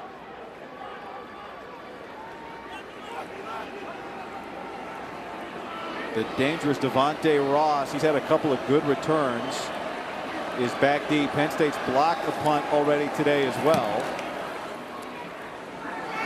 Ross is going to have to clear out here. And the ball will come to a stop at the 35 with 26 seconds. Here's the substitution again. Okay, watch what happens here at the bottom of the screen. Yeah, and there's the coaches. They're talking about the officials. I mean, it's relative chaos on the sideline because they see that Demps goes to the sideline. He comes on. Great job by the officiating crew guy of recognizing that, being able to see the entire width of the field. And by the way, Yogi, that's Chaz Coleman and Malachi Williams, 2 freshmen operating for Penn State. You know, we loved what James Franklin told us. We need to have procedural excellence. And now they're trying to get down the field quickly. And that is complete out of bounds. Goes the tight end, Luke Reynolds. Yeah, and procedural excellence is such a great way to describe it. Yeah, and look, that happens in every phase of the game here on offense. Now you're trying to own from the end of your snap to the start of the next one. So 22 ticks left. This is all Drew Aller right here. He's got headset communication. Remember, that shuts off at 15 seconds on the play clock. He's getting little tips and reminders, reading off that wristband, see if they can get some positive momentum offensively heading into halftime.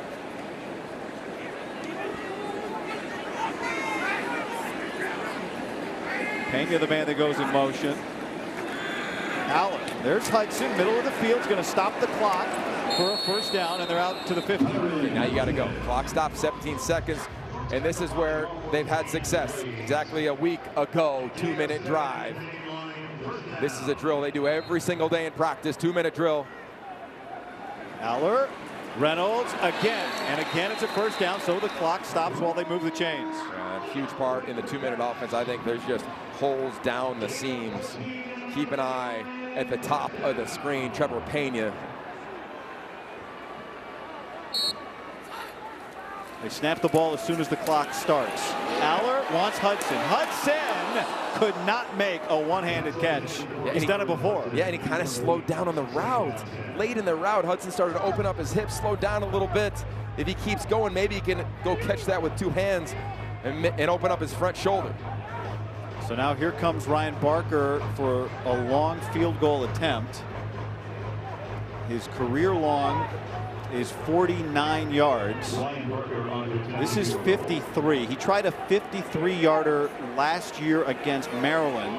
It was blocked, but it was 29 degrees with 18-mile-an-hour winds that day.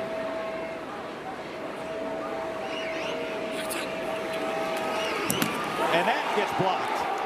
And as long as Penn State doesn't go touch it, or they can touch and put it down, the half is over. That was nearly perfect execution by Penn State, but FIU makes a play heading to the locker room. That is the end of the first half. Timeout on the field. The block.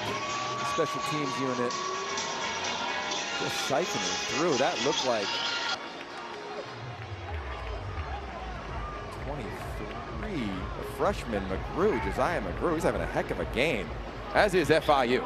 Well, it hasn't been perfect, and they have found a way to get it done. The man that was known as Shotgun as a player for his big arm as a quarterback, and his team, they're playing well. Let's go down to Rhett with the head coach, James Franklin. Coach, 4th down seems to have had such a huge impact on this first half, whether that be offense, defense, block punt, just had the block field goal. What have you seen from your team in those situations? Yeah, well, we got to get first downs on 3rd down, so we're not in the 4th down situation in the first place. Been a little rusty. We'll get them cleaned up at halftime and come out and finish those drives off. Seems like a little bit of frustration for your quarterback, Drew Aller there. He was coming off a couple of times. How do you get that unit rolling in the second? Yeah, we just got to catch the ball. We got to throw a few more completions. We got to run the ball better. Really all of it. We'll get it cleaned up. Coach, thank you very much. Thank you. All right, Red, we seem to have just about everything except for scoring in this first half. Penn State is going to get the ball first in the second. Coming up, the TIAA halftime report in Chicago after the break.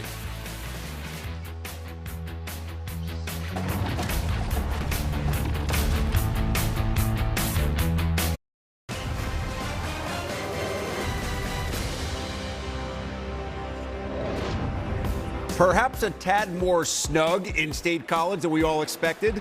This Drew Aller to Khalil Dinkins touchdown, the only touchdown of the first half for Penn State.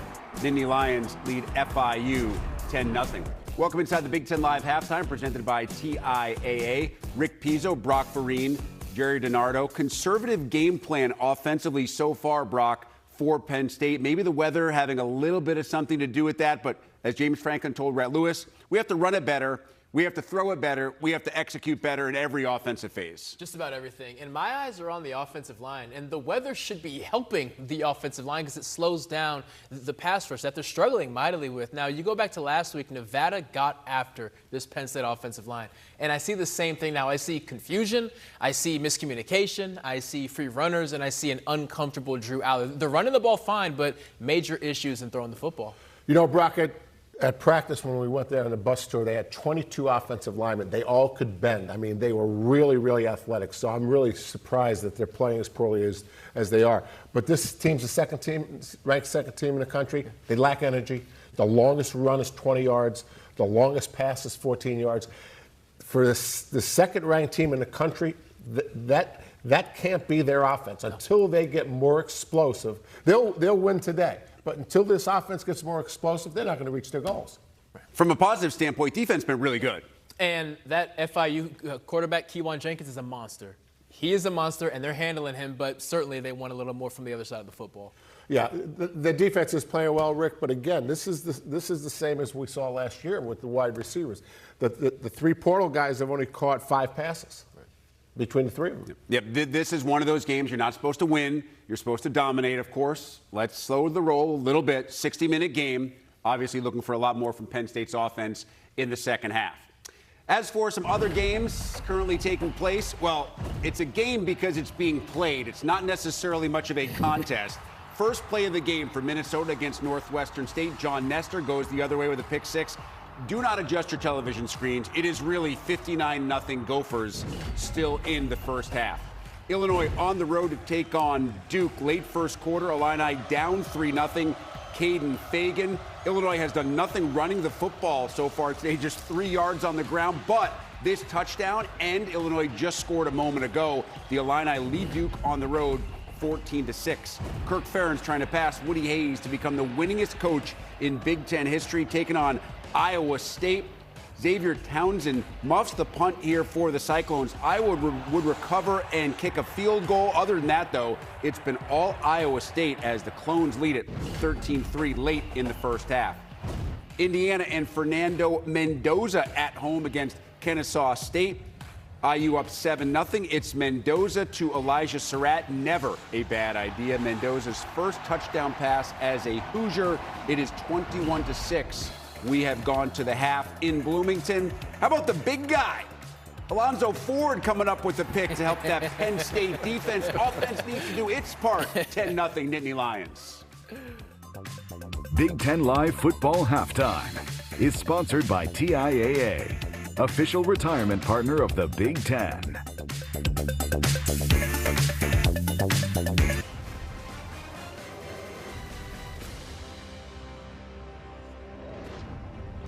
Big Ten Live Football Halftime presented by TIAA. Rick Pizzo, Brock Vereen, Jerry DiNardo. We are thrilled to have the #1 team in the country coming up next here on the Big Ten Network. It'll be Ohio State taking on Grambling State, 3:30 Eastern times. Pair of games in that 7:30 Eastern window as Nebraska and Purdue each play at home. And for the second consecutive week, it'll be Washington as the Big Ten Network Saturday nightcap. Also for the second consecutive week, Ohio State inside the friendly confines of the horseshoe. But last week it was number 1, Texas. Grambling State not expected to put up that kind of challenge this week for the Buckeyes. So, Jerry, what do you look for in a game like this if you're Ryan Day and Ohio State? I look for maturity, unforced errors. Are we on sides on offense? We're not jumping off. Are we jumping off sides on defense? Are we having substitution mistakes? All the things that are mature, concentrating on the game that you're playing. And I would think no explosive plays by Grambling, but explosive plays on Ohio State's side. They didn't have many last week.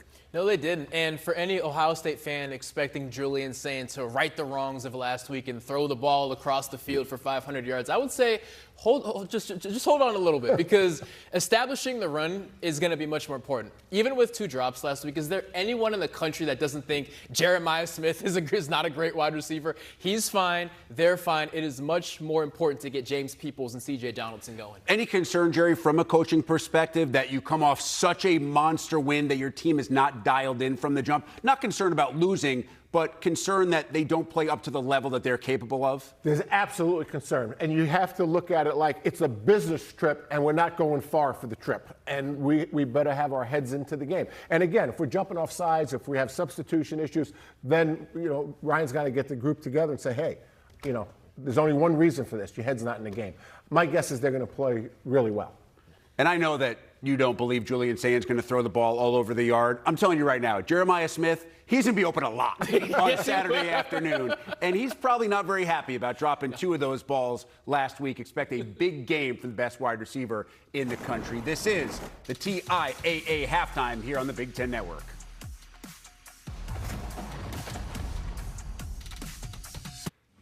Unbelievable volleyball tripleheader coming your way on Sunday. Ohio State starts things off against number 12 Florida. Top-ranked team in the country, Nebraska, faces Cal. And then it is ranked versus ranked as USC takes on Creighton. That's Big Ten volleyball coming your way Sunday. Start time, noon Eastern, only on the Big Ten Network and the Fox Sports app. That'll do it for the Big Ten Live halftime presented by TIAA. Back to your game right after this.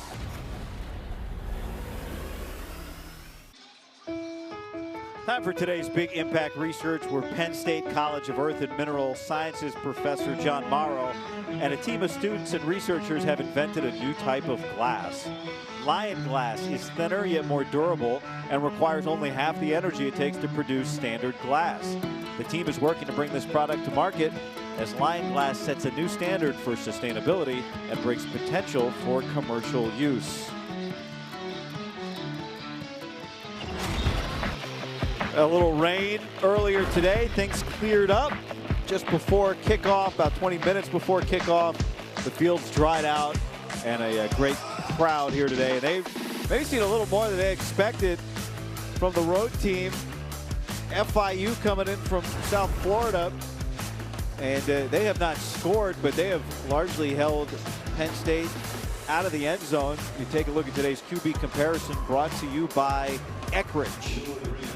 Let's make no mistake about it, Penn State offensively has not played to the standard of efficiency that we've become accustomed to, what we expected in week 2 of the season. So how does Drew Aller bounce back? James Franklin prides his program being really steady, uncommonly consistent. What was the message? We'll find out here on this opening drive in the third quarter. King Mack gets his first return of the day. Had a big one last week against Nevada, but he gets tripped up. And let's go down to Rhett Lewis.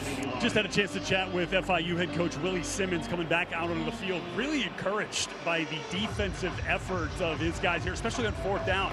Being able to get off the field a couple of times, force that field goal opportunity, which they ended up blocking with some positive momentum to go back into the locker room at the break. And then offensively, they want to protect Lights right at quarterback, but man, he said they got to make the layups. There are plays to be made out here. We got to maximize those opportunities. First snap of the second half is Katron Allen picking up a first down at 15 yards. Yeah. Well, and to Rhett's point, for FIU, turnovers, penalties, struggled on 3rd and 4th down, and then you flip it to Penn State. 4 of 12 on 3rd and 4th down. Not necessarily ahead of the sticks for the majority of that first half. A nice way to start right there. Just kind of line up and run it. Find the edges. See if you can find a crease like they did in the first quarter. Katron Allen almost 6 yards per carry in the game. Nicholas Singleton just over 6 yards per carry in the game. The two of them have combined today for 19 rushes. Saw the first half numbers from Aller. That has been maybe his most favorite target today. Luke Reynolds with the reception. That's his 5th catch. He leads all Penn State pass catchers. I'll be curious to see what adjustments Jovan DeWitt does, the defense coordinator of FIU, in terms of, you saw in the first half, often the members of the secondary, nickel defender playing off coverage, just like you saw in that snap. Did they try to disrupt the timing of Drew Aller, knowing they didn't have an incredibly efficient first half? Heard what James Franklin said to Red before the half. If we're going to get stopped on 4th down, let's get first downs before 4th down, and they do here. 10 points in the first half. Now that is a very unusual given the circumstances. You know, they've been so good at home in non-conference games. It's the fewest first half points scored in a non-conference home game since 2019 against Pitt. A huge part of Drew Aller's growth this offseason was sitting down with Danny O'Brien, the quarterback's coach. They watched a lot of Josh Allen. They watched good, they watched bad, they watched turnovers, they watched negative plays, positive drives, negative drives. But at the end of the day, when the film ended, it ended on a slide, and it said MVP of the National Football League. Aller too high for Dinkins behind him, and it's incomplete. Guys, you also remember what FIU head coach Willie Simmons told us about Drew Aller. First words out of his mouth were, I can't help but watch him and think of Josh Allen, right? Think of Drew Aller, that big physical frame, the strong arm. He's got some wiggle, too, with his game. Wonder if we might see him pull it down a little bit here as this offense has kind of struggled a little bit to find some rhythm in the pass game. Yeah, you got to get some help. Dinkins had a drop in the first half. It is not raining. It is not wet. You got to just make those plays. You got to help your quarterback out down the seam. 2nd down. Aller pulls that to Kyron Hudson. 4th catch today for Hudson, who fights forward. Of course, the compliment from Willie Simmons. That's a quarterback. I mean, you know, he has been in some quarterback situations, not just in his time at Clemson, but the Manning Passing Academy. He was there with Rhett, who was down on the field as a receiver, with the Mannings and Phillip Rivers, and he loves talking quarterback, and it was fun to talk to him about it this week. He had so much success as a head coach at the HBCU level, then last year was the running backs coach at Duke with Manny Diaz, and now takes over year 1 of FIU with a really impressive history of success. Trying to get a 3rd down stop here. Aller, and there is Reynolds. Boy, he has had the sticky fingers today. That was on his back shoulder. He squeezed it, a pickup of 7. Tell you what, in this first drive, and as they kind of hustle the line of scrimmage here, little tempo, it has been 3-step drop, get the ball out for Drew Aller. Another quick one. Hudson behind him, and he helps out and brings it down. And look, every quarterback, they're going to find a little bit of a slump at times. Nobody cares more than that individual within the facility. He's the face of this program, and they're finding a nice little rhythm here for Drew Aller. Back to Singleton for the first. They're not sniffing 4th downs on this drive. No. Well, the run game is a big part of it, and I think you're seeing them kind of line up and go for the majority of this drive. Drew Aller being able to assess the defense. Is there some free access, easy throws outside? Right there's another one. Reynolds, another catch. What I mean by that, guy, is when members of the secondary are off, like Victor Evans, number 4, was at the top of the screen, it's an easier read for the quarterbacks. You don't have to evaluate the coverage. Haven't seen a ton of disguise coverage-wise from FIU today. And for Drew Aller on this drive, he seems to be seeing the coverage, the rotation extremely clean. 7 receptions for Luke Reynolds.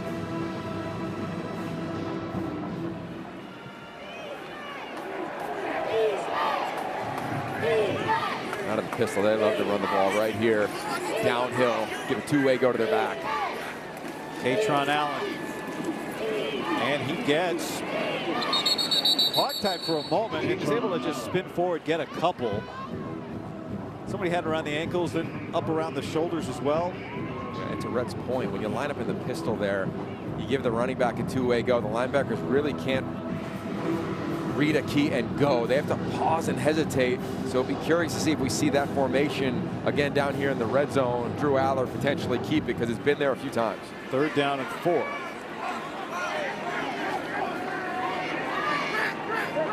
11th play of this drive to open the second half. Aller and Pena can't connect. Incomplete. That was broken up by Mr. Clark. Pena has one catch today after that great debut last week. And it felt like Pena was running a slant. You got to really try to cross the face of the DB, and just a competitive play. Oh, that's a really nice job across the board. Now it's 4th down, and here comes the field goal team. Ryan Barker on for the 34-yard attempt. His only other try today, or his only miss today, came before the half. It was a block of a 53-yard try.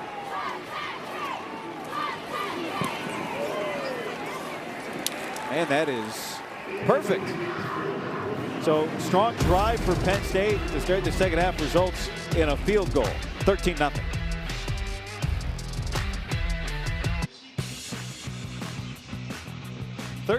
Penn State after a field goal to start the second half from the Nittany Lions, #2 team in the country. You take a look at that scoring drive, sponsored by Marathon. I thought it was a really nice job from Andy Kotelnicki. Run the ball, stay ahead of the sticks. Aller goes 5 of 7 with the drop. Still don't convert there late on the slant to Pena. Where they're talking about that one on the sideline, but they come away with points. This will be a touchback. And Saquon Jean-Pierre still has not had a return. Take a look back at some of the big plays for Penn State in the first half. Well, this was a huge play, right? Big play, Alonzo Ford, the interception. FIU was kind of rolling. It was a pretty impressive drive, 10-play drive at the time. And then the sudden change. That man, Dominic DeLuca, 3-time captain, Northeastern Pennsylvania legend, makes his presence felt. And there's Drew Aller. Look, he had a first half that I'm sure he was told, hey, just flush it, just move on. And that was the point of his conversation this offseason with his quarterback coach, Coach Danny O'Brien. And the best one, just got to move on. You can't hang on to it. You got to let it go, flush it, and move on to the next snap. And here for Keywan Jenkins, he's probably feeling pretty good, as is FIU. They came into this game just to reset it. They didn't think it was, let's just keep it close. They felt, we talked to them earlier this week, they had a chance to come in here and shock the world, and they're within striking distance. We had some good drives, but no points. Keyshawn Owens, the running back, running hard. And this will bring up 3rd down and short, very short. Had a 10-play drive that ended in that interception from Alonzo Ford. Maybe you mentioned it, the 8-play drive before. 4th down conversions. Some big gains, which you see here, 1 of 7 on 3rd down today. A huge part is you can't identify where Penn State is going to line up on this defensive front.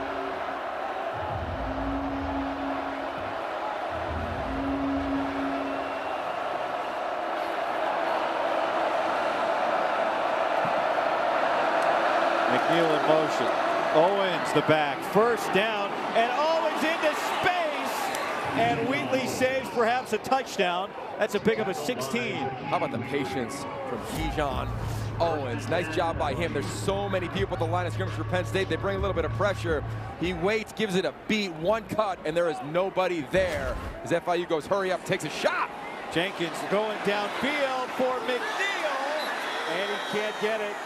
Wheatley, who just saved the touchdown in coverage. What a play by Zachy Wheatley. I mean, this looks like an explosive play all day. Watch the hands of Wheatley. Go to the hands. That's as good as it gets. McNeil with a great corner route, but Wheatley with a better play at the end. You heard about the stat in baseball, wins above replacement. That's 2 touchdowns, and Wheatley just saved 14 points. He's coached by one of the best in Terry Smith. Oh, Dennis Sutton right there for the stuff. Now let's look back at the Wheatley PBU. Yeah, this is really impressive. You're taught as a DB, when you see the hands of the wideout go up, that's when you shoot your hands to theirs. I mean, that's as good as it gets. Now, it helps that he's got long arms and a wingspan as a dynamic player at 6'2", that you reference guy.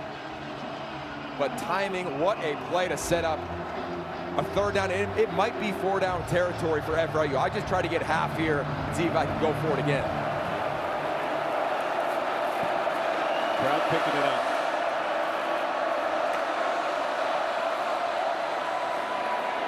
Jenkins flicks it out to Owens. Tonight Dennis Sutton's going to come help him out after a pickup of 3 yards. See why the offensive coordinator Nick Coleman told us wherever he goes in the Miami area, people ask him, how's Kiwan? He's a Park League legend around Miami, a little Park League here. Yeah, keep an eye right here. This is that 3 safety look you've heard so much from Jim Knowles about. That is that man, Zach Wheatley. He's that version for Penn State that Caleb Downs was for Ohio State this year. And to me, when Jenkins saw that, he said, oh, what is this look? What's he going to be? So you hang on to the ball a little bit longer. Will Hoyt on to punt. Devontae Ross will take it at the 11-yard line, maybe the 12. Penn State's offense coming back out.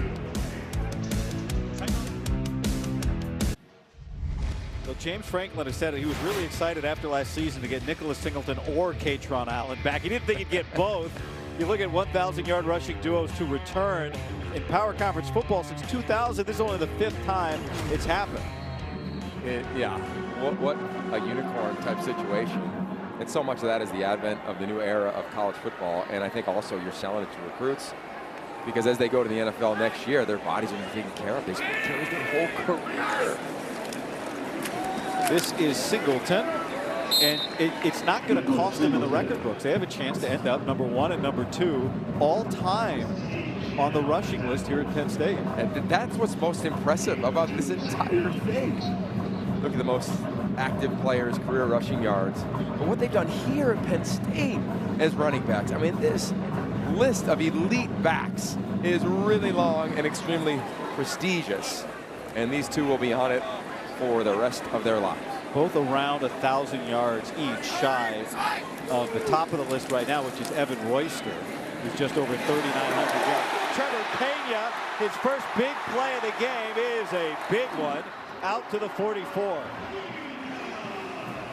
Another full field throw from Drew Adler. And look, it wasn't a great first half, but he hasn't flinched as they go up tempo again. You'll see this from his left all the way to the right. The play and then the yak, something this receiving core has lacked the last couple seasons.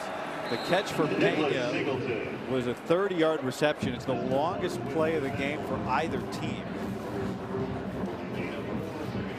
Big point of emphasis for Penn State was trying to generate explosive plays. You know, turnovers and explosive all of a sudden. Singleton sprinting through for a first. And now here comes the complementary element of Penn State. You got fresh legs at running back that we just referenced in these two backs. You got a quarterback that is finding a little bit of rhythm here in the first drive and a half here in the third quarter. And an offensive line that's being able to move the line of scrimmage. First half, it was hit or miss. Defensive front really active for FIU. You wonder, are they going to wear down as this game goes on?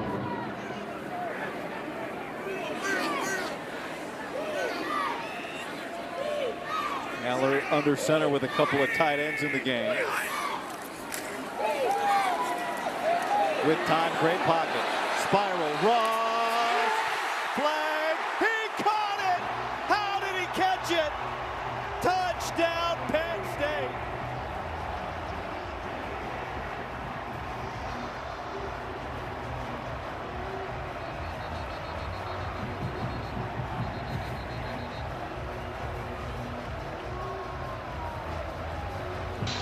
Pass interference. Defense number 1. That penalty has been declined. Result of the play is a touchdown. It's a two-man route. And all day long, Allen saying, I'm taking a shot to Ross on top of the DB. Well thrown, better catch.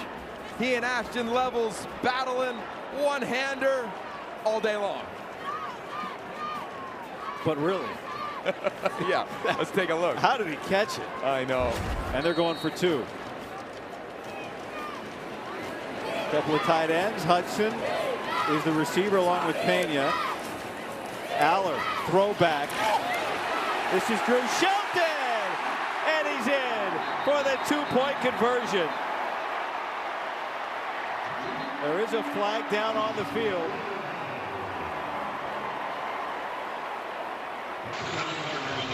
Holding.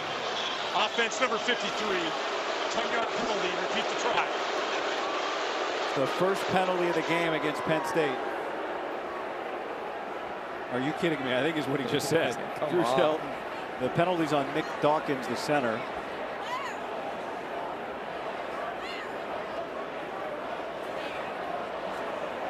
And so now the kicking team will come on to kick the extra point. Let's see. 53. Yeah, and it's kind of his arms outside. I didn't see necessarily a grab, but anytime there's going to be arms outside of the defender, as you saw with Dawkins, it's going to get called. But I think Shelton kept the ball. I think he was like, I'm keeping this one. Yeah. Because to me, I still scored. I still got 2. Deserved. Barker. Got it. So it's a 20-0 game. This is somehow only worth 6 right here. Well, just like you drew it up. And how about that body language? Pretty good for number 15.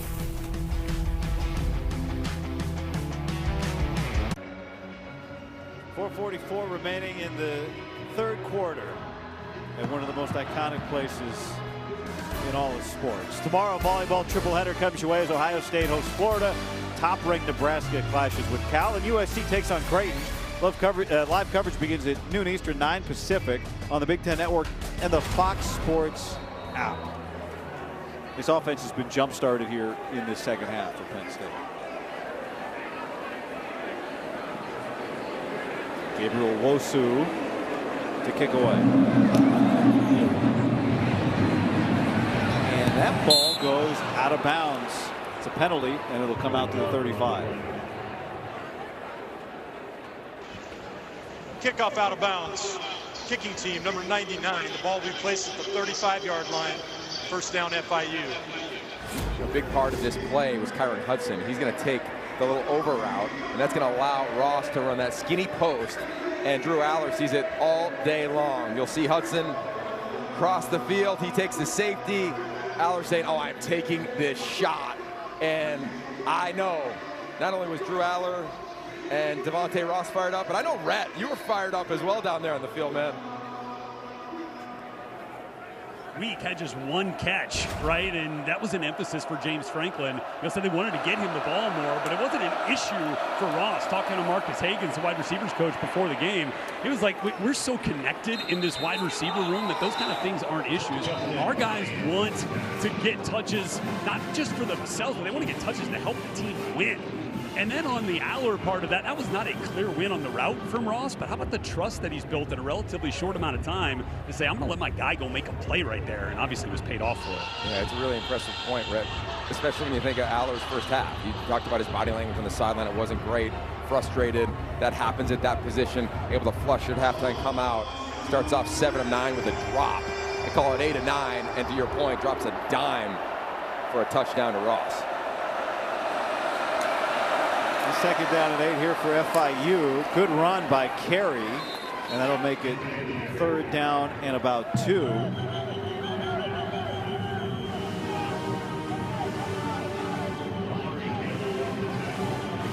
Second half has really flipped for the offense. You know, look, I mean, last year there was such a clear #1 in the passing game for Penn State, Tyler Warren.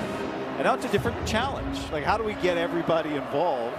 And you can tell at least these first 2 weeks they're making an effort. Luke Reynolds had a good day today. Pena, he's kind of having the Ross game, the one that Ross had last week. But he had a big play on the previous drive. Here's third down and 2. Jenkins tries to exit the pocket, and there are no doors. And that was fourth down.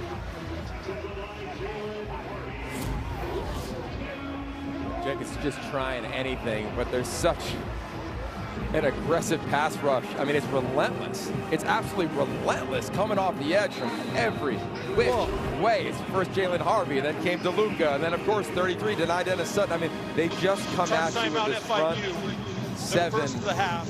It will be 30 seconds of They playing. come at you in waves, and not many teams around the country can say that. One of them is playing on the Big Ten Network after us today in Ohio State, but there's very few, especially when you're talking about a defensive front. We have seen 13 different defensive lines throughout today in terms of where guys have aligned. Interior, on an edge, moving denied to the nose tackle, over a guard. I mean, we're tracking this up here, and it's a lot of different players we have seen make plays, and of course having Zariah Fisher back is a He's reset the game clock to 2:47. Yogi, that moving around of a marquee player has been a hallmark of Jim Knowles' defense. Even going back to the Oklahoma State days there, they had Colin Oliver, who had 11.5 sacks as a freshman, moving him around. They did it a little bit at Ohio State with Jack Sawyer. It is a bear for offenses to deal with. Just talking to some opposing coaches who have dealt with Jim Knowles' defenses in the past, they're like, the way that they can move around a marquee player and still get that high-level production is very difficult to deal with. FIU uses the timeout to take the offense back on the field, to put the offense back on the field. Jenkins gets it out quickly. 4th down, and diving for the first is Anthony Carey. I like the decision of saying, were we going to punt it? No, we are going to go for it. I think that's got to be the game plan here for FIU moving forward. They try getting the ball out. Let's see if they can take another quick strike. See if you can. First half they had a couple shots down the field, even intermediate shots, but you got to get some chunk plays, some explosive plays.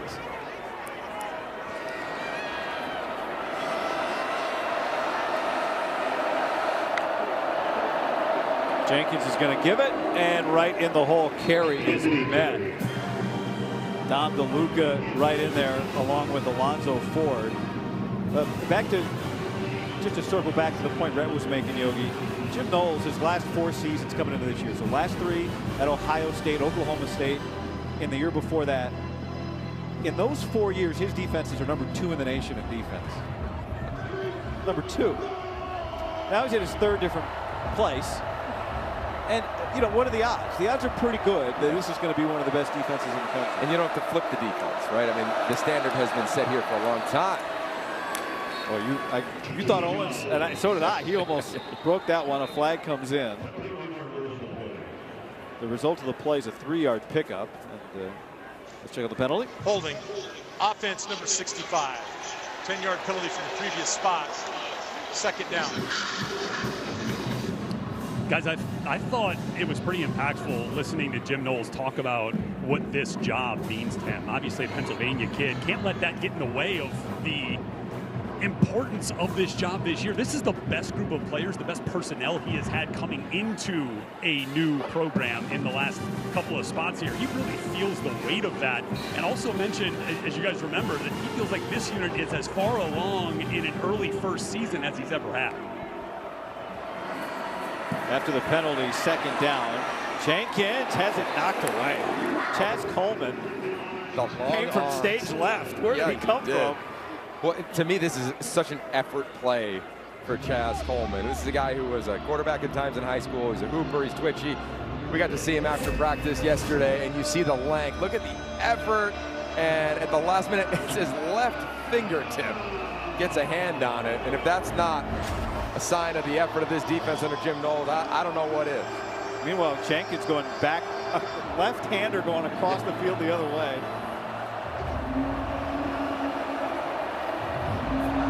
Some sort of screen here.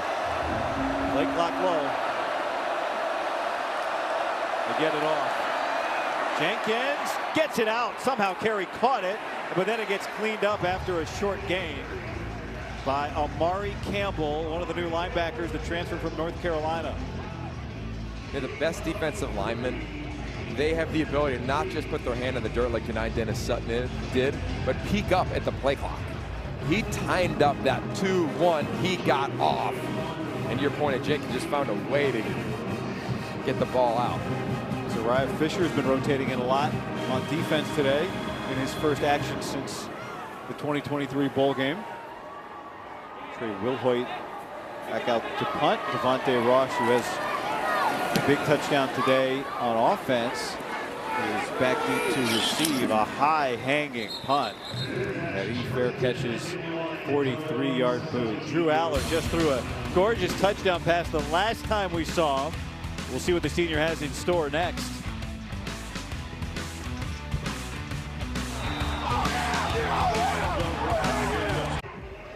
Beaver Stadium under an ongoing refurbishment, renovation that won't conclude until 2027, but it has not affected the capacity of just over 106,000, in part because of those bleachers you see on the right side there, and you see a refurbishment of Drew Aller's game in the third quarter. Well, he's seen so much football. We've talked about this many times. To be an elite player at that position, you got to have scars. I mean, you have to have gone through things. He's done that, and Penn State fans know that. Whether you want to highlight games against Ohio State and Michigan early in his career, last year in the playoff game, like, he's had to navigate things, and I think he's got a resolve to him that is extremely bespoke at this position when you look around the country. And it's really price of admission. If you want to be a big-time quarterback, you've got to have that. Hard count for him at the end of the quarter. And Penn State will wait for the fourth for this second down. It took a little while to get things going, but once the offense got rolling, we saw a beautiful drive from the Nittany Lions.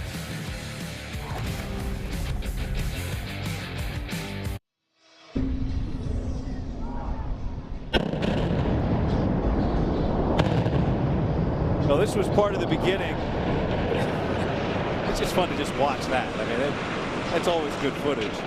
Bringing down part of Beaver Stadium, and the work started immediately. Crews working around the clock to get going in the offseason.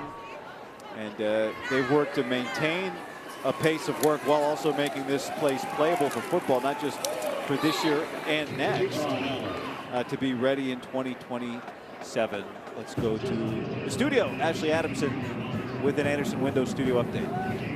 And Guy, I will take you to Durham. Let's check in on number 11 Illinois at Duke. Luke Altmaier to Justin Bowick. A 4-yard strike makes it 21-13 Illinois in the third, guys. All right, Ash, thank you. That's a game, Yogi, that there's so many games out of the league that are important today, and that's a big one. Illinois is a team that, when you think about maybe a group that could challenge as Aller gets sacked and goes down, Johnny Chaney Jr. But where does Illinois fit into that kind of championship race in this league, you think? Well, after being there in training camp, while there's a lot of hype outside of that facility, you go there and it feels real. It really does. It's a veteran-laden group. They return so many starters at key positions, whether it's coming off the edge. Gabe Akers was just unstoppable in week 1. Looking forward to watching the tape and see what he's done down in week 2 against Duke. Their offensive line is legit. The quarterback's played a ton of snaps.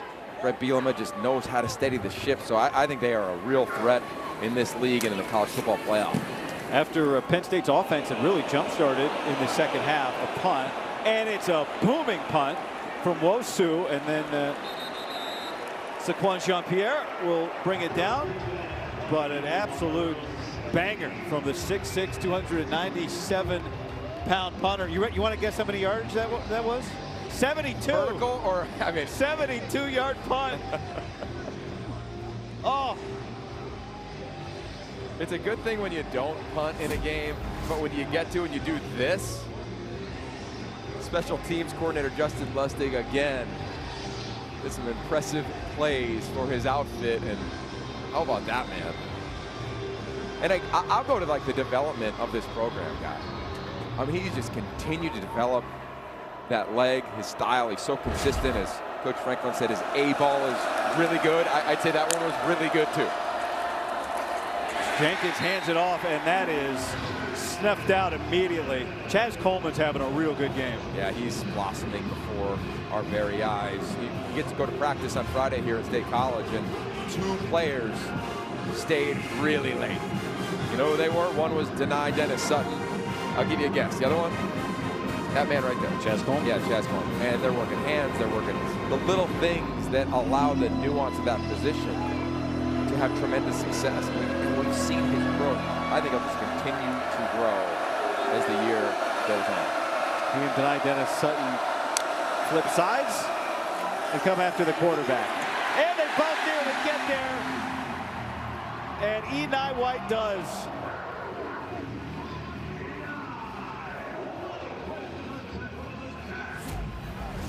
about this? Trades with denied Dennis Sutton, and then coming off the edge, just force, velocity, and it wasn't Zane Durant, and it wasn't denied Dennis Sutton, it was the other two. And you have this type of complementary play, two twists on each side of the defensive line. Look out, you're gonna wreak a little bit of havoc. They feel like they found a home inside for Enai White on this defensive line. And they're gonna add, they think, 8 to 10 more pounds to him throughout this season. Imagine that opposing offensive fronts. Play clock is low, and they're gonna need a timeout.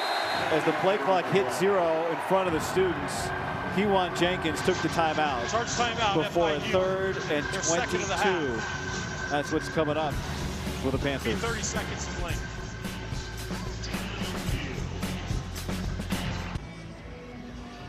Football on the Big Ten Network is brought to you by Auto Owners Insurance. You're seeing some renderings of the West Side Revitalization Project, which is going to make this world-class facility even more world-class. Meanwhile, 3rd and 22 for FIU after their timeout. And a nice run here by Devontae Lyons. And he finally gets lioned like on a hyena's back. But that was a really good run for him to create some space. 11 yards on that pickup. Just give his punter some breathing room. Whoa. Extracurricular. Said, you know, I get the score 20-0. Here we are, about 11 minutes left in the ball game. But FIU has Penn State player number 5 is wearing jersey 91. 5 is wearing 91 for Penn State. Just hope you keep it clean here.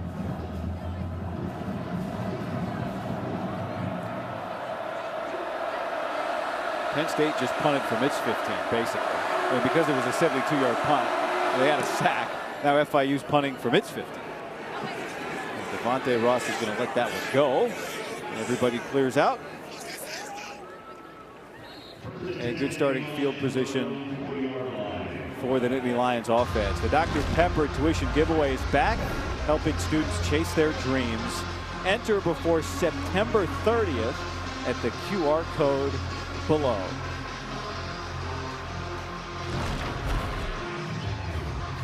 Now you see the bleachers, about 8,000 bleacher seats that have been brought in this year to keep capacity where it belongs. There's the movement on the offensive line. Extra lineman in the ballgame. Drew Allen. Looking back the other way and just flicks it out of bounds. He had Singleton in the area, and it's 2nd down. Villanova comes in here next week with a bus of DeLucas as well, as we talked to Dom DeLuca. And then Penn State has a bye before they have the whiteout game against the Oregon Ducks. The Oregon's first trip here since 1964. Their one and only trip here to Beaver Stadium. Last week we saw so many of the backups play late in the ball game in the 4th quarter. I think this is good for Drew Aller and company to get this type of burn here. Aller looking to the back shoulder, and it is broken up and nearly intercepted. It was out of bounds. Good defense there by Websley Etienne. Ruling on the field is incomplete pass. 3rd down. And we've seen some competitiveness at the catch. You're thinking this is a grab. Etienne says no way, fighting through the ball. I mean, it's just such a well-coached outfit at FIU in terms of the fundamentals. We've seen it. Same deal on Penn State. We saw that a couple drives ago. The deep ball, beautiful play down the field to the hands of the wideout. Now it's 3rd and 10.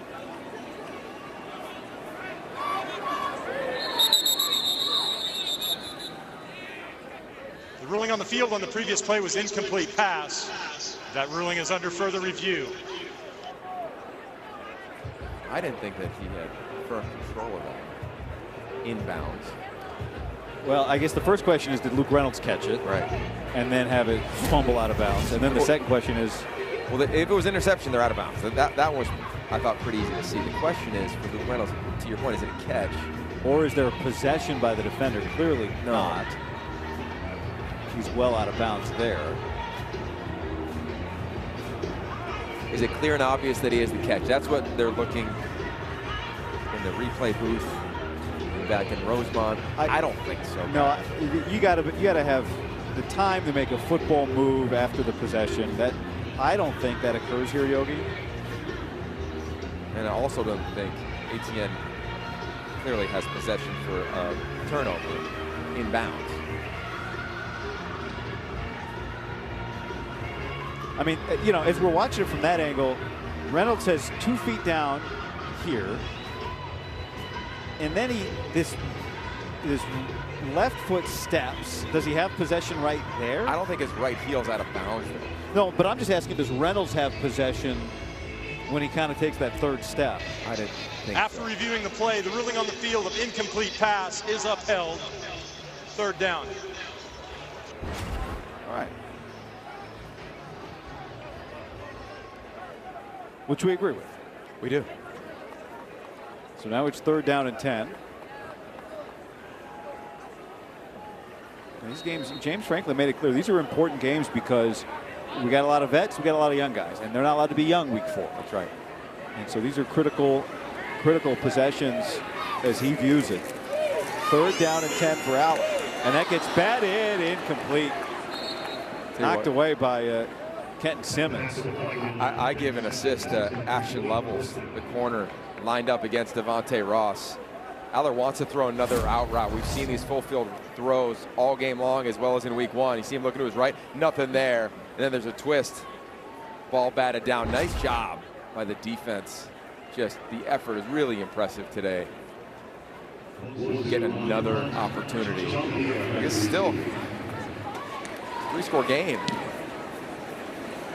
Well, Jean-Pierre is a very dynamic returner, but he hasn't really had a chance to get off one today.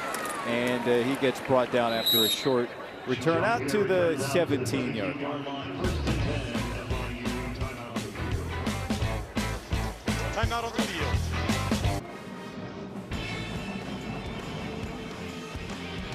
Time now for the T-Mobile trivia question. The last time Penn State was ranked number 2 in the AP poll was 2017. What year were the Nittany Lions last ranked number 1? All right, chew on that. What do you think, Joe? Well, I go back to my childhood. I can remember watching Kadrona Carter and company, just a special team there. And that was a long time ago. That was a long time ago, guy. 8-yard pickup there for the run game, which is stayed strong. You can give credit to these backs have run hard today. That's Devontae Lyons.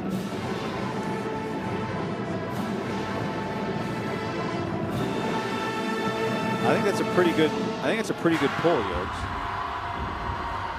I'm thinking of like a 13-year-old self here, 1994. Okay.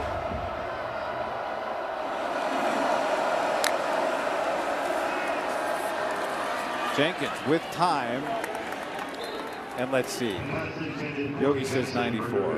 I'm going to go a little more recent. Yeah, I don't blame 97. Okay. Oh. Nice. Well done. But I would love if we have any photos of you as Kadrona Carter in the backyard. I'd love to see it. Totally. Joe Juravicius. Oh. Got to meet his daughter yesterday. Amazing in class. class. We got to teach a class here at Penn State, which we guest lecture at it. They're a really cool group of students that are aspiring to be broadcasters and storytellers. And what did you tell Joe Juravicius' daughter in class yesterday? I said, you know what? I used to idolize your dad growing up. I tried to be him in the backyard. FIU takes the time out here with the play clock low. 3rd and final charge time out of the half. FIU. It will be 30 seconds in length. Well, you don't have to wait long to see a number 1 team. They are coming up next. Ohio State. Cannot wait. Jeremiah Smith, Julian Sand, this defense, Caleb Downs.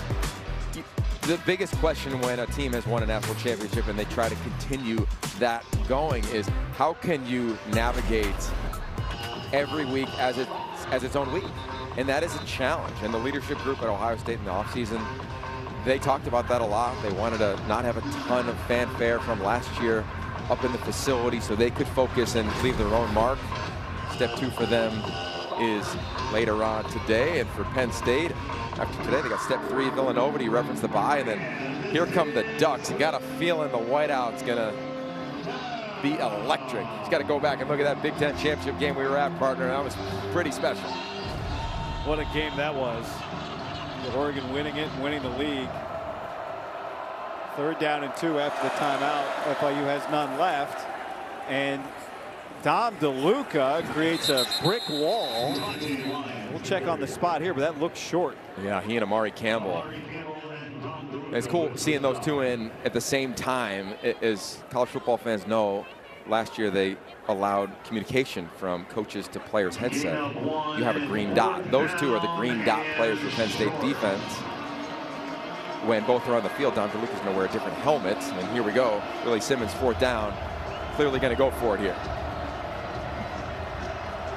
FIU 2 of 3 on 4th down today. This game was 10-0 at the break. Keyshawn Owens has the first. He's going to be a problem in their league. He's a talented back. His patience, his ability to be a one-cut runner. You add in the duo with the run-pass option game. That was a big point of emphasis for this Penn State defense, of watching Willie Simmons tape in the pass wherever he has been, watching Keyshawn Jenkins, and of course their first game of the season against Bethune-Cookman last Friday night. I think Penn State's done a nice job. I haven't seen a lot of those RPOs, especially those longer ones down the field, not just quick game, run pass option, quick slants. FIU wants to get down the field a little bit, have not done that much today. Jenkins, end around to JoJo Stone. And he's out to about the 35-yard line. And it's time for a studio update. Guy, Illinois has just 28 rushing yards at Duke, and 25 of them came on this direct snap to Hank Beatty, the wide receiver and former high school quarterback, is in the end zone. He's also got 100 receiving yards. Illini by 15. Well, that's great news. Big statement on the road if they can get that one done. Curious to see Michigan on the road later on against John Mateer in Oklahoma. That's a huge game. Coach Sharon Moore, it's his alma mater. Another strong carry for Owens and another first down for FIU, pickup of 8 yards. So last week Penn State played 73 players, and to go on the run that Penn State and their fans believe they can go on this year, right? Everybody came back mission-minded, unfinished business. You're going to play a lot of guys, and you got to have a lot of depth. They've played a lot of bodies, and I think it's going to bode well as the season progresses. The secondary is so deep, guy. I mean, so much talent there. Jenkins on the run. And he connects with Eric Nelson. Guys, it was clear to head coach Willie Simmons that priority one was keeping QB1 in South Florida. Keyshawn Jenkins was in the transfer portal when Willie got hired. So he took Keyshawn and Keyshawn's dad out to the Rusty Pelican down in South Florida for dinner just to talk through things. Keyshawn ordered a Caesar salad, which goes for $16. Dad ordered a tomahawk ribeye, 42-ounce prime cut bone in, goes for $160. Willie didn't feel comfortable putting that on the old expense report, but it will be money well spent, I would imagine, once they get into conference play with this offense. It's going to have better days. Oh, Rhett, who's not afraid to put a hole in the per diem. Love that story. Better believe it. Guy, you'll have to explain to Yogi what that tomahawk ribeye tastes like. Not sure there. A good night's sleep, I think. No doubt. But we had a lot of fun talking to Willie Simmons and his staff this week. And we said it earlier, but 3 years at Prairie View A&M, 6 at Florida A&M. And all he did was win. He won an HBCU national championship. Here's Owens on 3rd down, and he skips through a couple of holes for the first. Great run. And Willie Simmons and Rhett Lewis go way back to the 2003 Manning Passing Academy. There's Willie, sleeveless, and there's Rhett. Rocked up. Yeah. You know, that was right after the quarterback wide receiver showcase for all the college players that day. I was the only receiver there, so I was catching passes from all these guys, or trying to rather. Caught my little hitch route to open the day from Peyton Manning, but Willie had an absolute absolute hose, and that was a little too hot for me to handle. Drop that one. First down here. Jenkins. And he'll just flick it away. That photo also has the Manning brothers in it, Phillip Rivers in it. I think Luke Heward, right, is in that photo. Guys, you know what I just discovered? You know who a camper was in that year of the Manning Passing Academy? Who? Offensive coordinator Nick Coleman. No. He was there. Yeah, he was very complimentary of some of my wide receiver drills.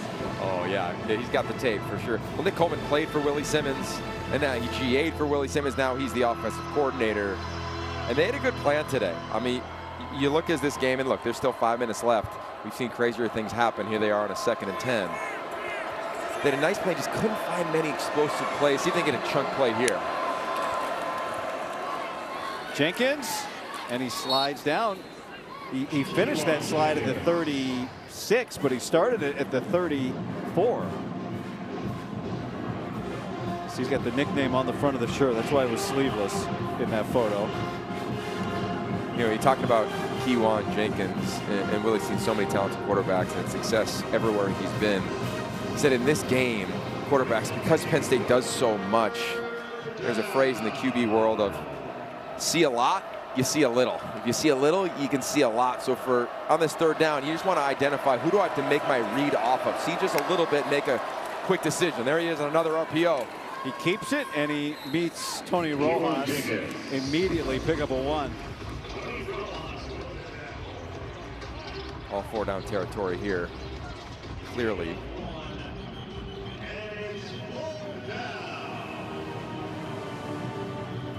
And in comes Owen Wayfull, the transfer from Michigan, on the defensive line. Again, just another look by this defensive front today.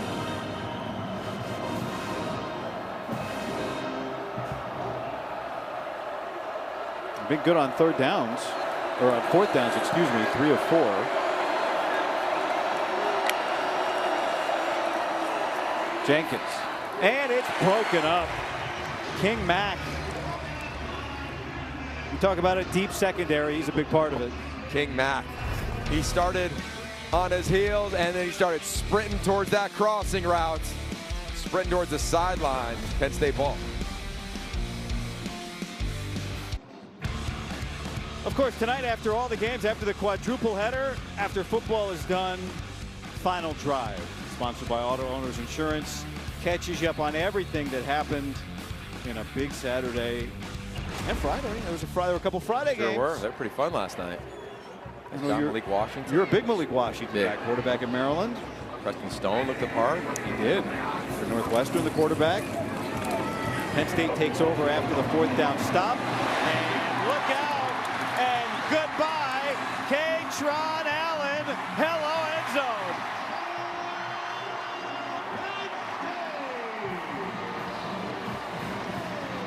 .67 yards.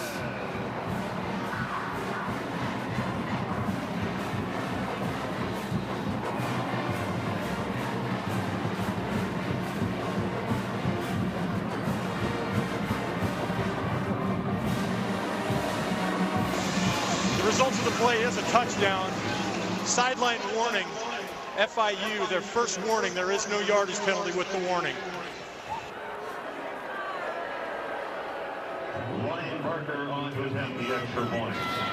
The man everybody just calls Fat. Fat. A nickname from his childhood. You rare to hear everyone say K-Tron around the facility. And he can move.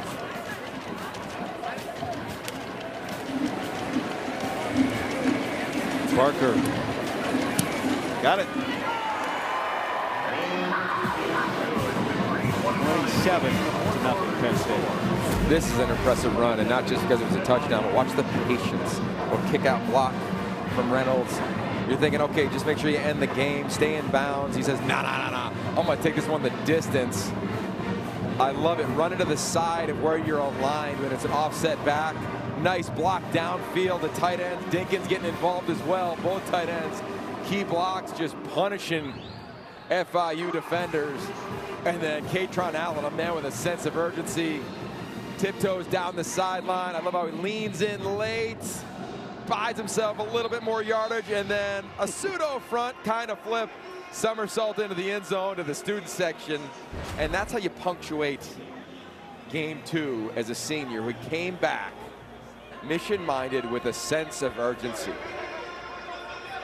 Guys, talking to Marcus Hagans, the wide receivers coach, before the game, obviously you can imagine with a running back group like this, perimeter blocking is key. Did you see the hustle right there of Kyron Hudson to get down there and get in front of a couple closing FIU defenders? They practice that stuff all the time. They actually use like pseudo handcuffs to keep their hands locked inside so they don't draw one of those holding penalties.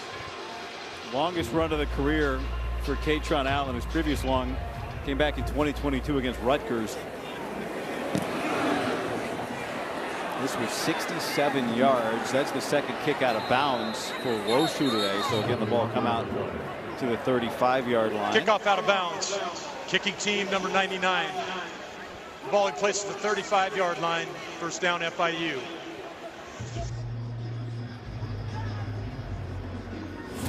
Red reference Kyron Hudson. You'll see as the play unfolds. This run is pretty special, and here comes the downfield block one, kick out from Reynolds. Then you see the tight ends right here. They do a nice job there. And then watch this receiving core, the sprint at the top. And that is going to be on film on Sunday. Look at the speed from the transfer from LA. Kyron Hudson getting a little taste there at the end. That is exactly what championship teams do. You're selfless. It's not about, oh, the pass game wasn't perfect today. I didn't get my touches. I didn't get another touchdown. It's, no, how can I help this organization be better? 1% better, as James Franklin says all the time, go 1-0. That is a beautiful example of what going 1-0 looks like. New quarterback for FIU, Joe Pizanski, has come into the game for Kiwan Jenkins. Well, I know they're going to check the GPS tracker and Kyron Hudson after that run. They have a guy in their center, Nick Dawkins, who won the Warfel Trophy last year, right? That is an award that not just reflects how good you are. I know you were there. You talked to him at the ceremony, Yogi. It's also about what you do in your community. And it's like the all-around great everything award. And they were not shy about telling us, the coaches, look, Kyron Hudson is an elite dude like that. Like he is we've added another guy like Nick Dawkins to this offense. And just most teams don't have one of those, maybe, let alone two. Yeah, it was Andy Kotelnicki and James Franklin. They referenced, like, you feel good about society and life when you meet young men like like Kyron Hudson and Nick Dawkins. A great addition, Hudson, to this team as a playmaker, as a veteran voice, and also with the intangibles that we saw right there on that downfield block.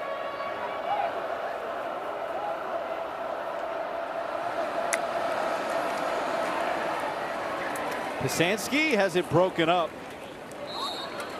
Colin Dinkins, the brother of the tight end Khalil Dinkins, is able to knock it away, and we hit the 2-minute timeout.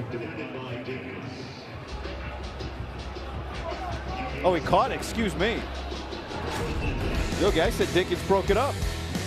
Fournette caught it. All right, now we've hit the 2-minute timeout. Finally gotten happy today in Happy Valley.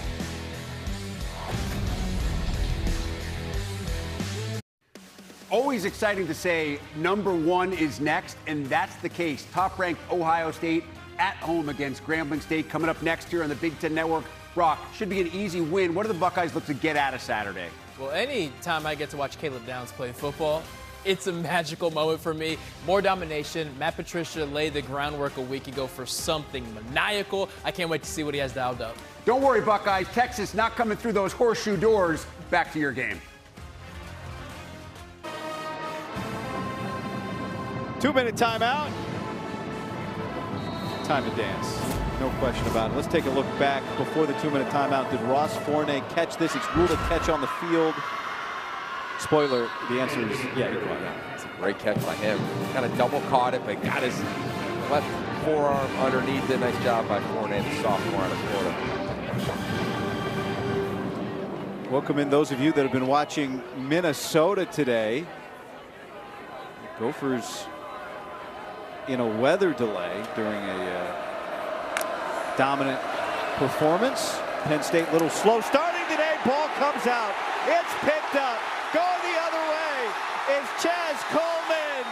And he gets caught down at the 5.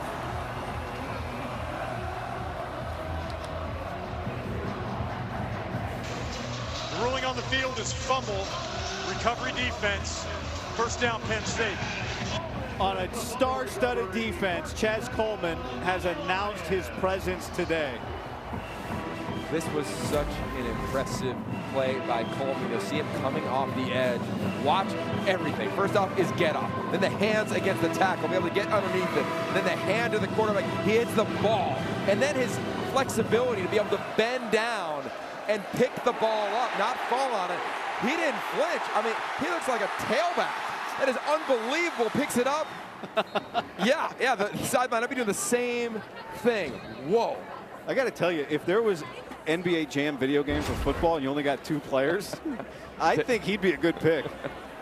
New quarterback for Penn State, Ethan Grunkemeyer, has come in. And he hands it off for a touchdown. So Nicholas Singleton joins Katron Allen in the end zone today.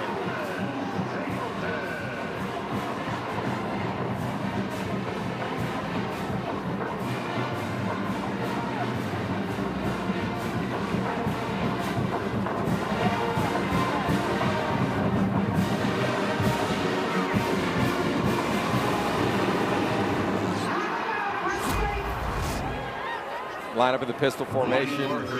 Again, tight ends, kick out blocks. Really nice job by the entire offensive line, bringing in some of the 2s. And another returning back who came back mission-minded with a sense of urgency, finds the end zone, and while not perfect today by any stretch, they found a way. And he moves closer to Saquon Barkley's career rushing touchdown record, breaks this tie with Kijana Carter. It's like this at almost every position at Penn State. You look at a career list, you go, look at that guy and that guy and that guy and that guy. But that is that list.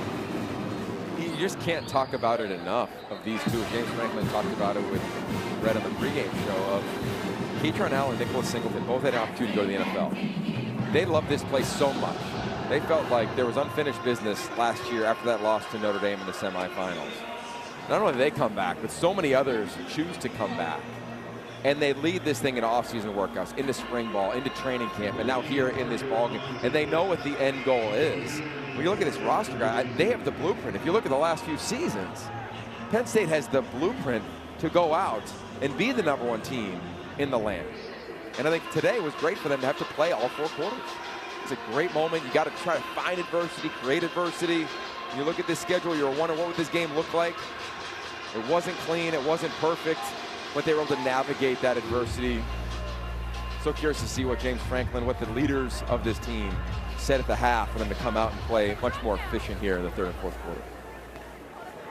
Well, James Franklin, you know, when he talked to Rhett before the half, or at the half, he seemed confident. We're rusty, we're going to get it fixed. You know, you're talking about a blueprint. It's a blueprint that's worked. It worked in 2023 for Michigan. They returned 12 all Big Ten selections. They went 13-1 and won the title. 13 all Big Ten returners for Ohio State last year. And look, Penn State continues the trend, 14 all-league returners for this team. And I think a huge part for James Franklin, to your point of what he said to Rhett, heading in the half, you look at this graphic and you see, yeah, there's a legit opportunity. It's not just hype. I think it's grounded confidence that's legit. It's because James Franklin is so consistent. He's uncommonly consistent, extremely steady. That means the players know what to expect. Tomorrow's film review is not going to be any different than when it was a week ago or 5 years ago or 10 years ago. That's just what he brings from a CEO leadership standpoint. And talk to anybody on the team. I had a chance to talk to Bob Palco, who does so much for this program. He's director of high school relations, a long-time high school coach in Pennsylvania. Because he's the best leader I've ever seen, best leader I've ever been around. He's been around so many greats. So you talk to people in the building, and I look forward to hearing just how steady this thing is as the season and the games get bigger from the outside looking in. Under a minute now. Again, this was a game that was 10-0 at the half, a strong second half. Coleman just missed a sack. He almost got home. He's been doing everything. Yeah, it's incomplete. Now it's 3rd and 5. You know, I think you're talking about somebody who's really grown from week 1 to week 2 is Chaz Coleman. There were times last week where he's lining up and you knew it was his first time. What did he say to Coach Franklin after the game in the tunnel? Like, think how we got through that one, right? Your first time playing in Happy Valley in this beautiful stadium, in this arena, and he was able to navigate it and had some flashes. This was so consistent for him, and you get a healthy Zariah Fisher, you get an emerging Chaz Coleman, this defensive line guy. It's worth all the discussion as being one of the best, if not the best in America. It'll turn into a comfortable night in the basement for James Franklin. 13 minutes with friends and family right in the kitchen and then to the basement, and there's a lot of ball to watch, with this being the game that kicked off your Saturday on Big Ten Network. Now, I'll tell you what they're thinking right now. Last week, they gave up a touchdown at the end of the game, the only touchdown Nevada scored. And you know a defense doesn't like to do that, so they want to finish this thing with a 0 up on the scoreboard. Pisanski does not get to the first down, so the clock keeps running. FIU has no timeouts. And now it's 2nd down and 1. I think that guy, you see this in the final, imagine the final play of the game. We'll see here. And the clock stops with 2 seconds. So we'll get one more here. I think for FIU, a real valiant effort. Honestly, I mean, they had opportunities. You go back to that first half, an 8-play drive, turnover run down to 10-play drive, a pick, in the fringe red zone area. They were able to do some really good things. The environment didn't scare them. So I'm looking forward to watching them in their conference as the season continues and as years continue with Willie Simmons. He's so experienced as a head coach. And won. And he's won a lot. He's never had a losing season as a head coach. Why would we anticipate one in his first year here at FIU? All right, so 2 seconds for this Penn State defense to try and preserve the shutout. And that's what they do. 34-0 for the #2 ranked team in the nation. With the #1 ranked team in the nation still to come next here on the Big Ten Network. Drew Aller, that offense had some work to do at halftime. They did it. They came out the first 2 drives after the half, really efficient.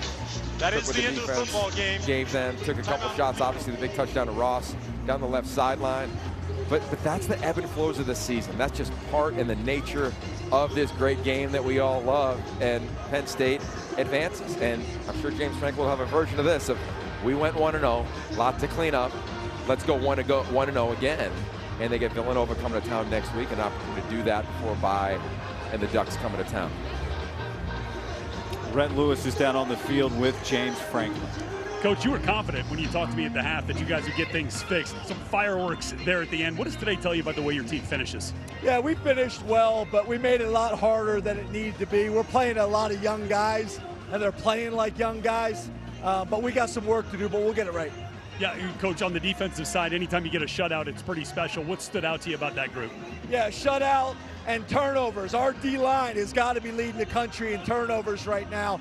2 interceptions, a fumble recovery almost for a touchdown. So those things are positive, and we can build on them. But there's still a ton of stuff we got to get cleaned up. Coach, I know you pride yourself on being a team that does not hurt itself, that focuses on the details. I don't know if you saw it live on the Katron Allen explosive play run, but Kyron Hudson sprinting from his wide receiver spot to get a block. How do those little things build this team into a championship team?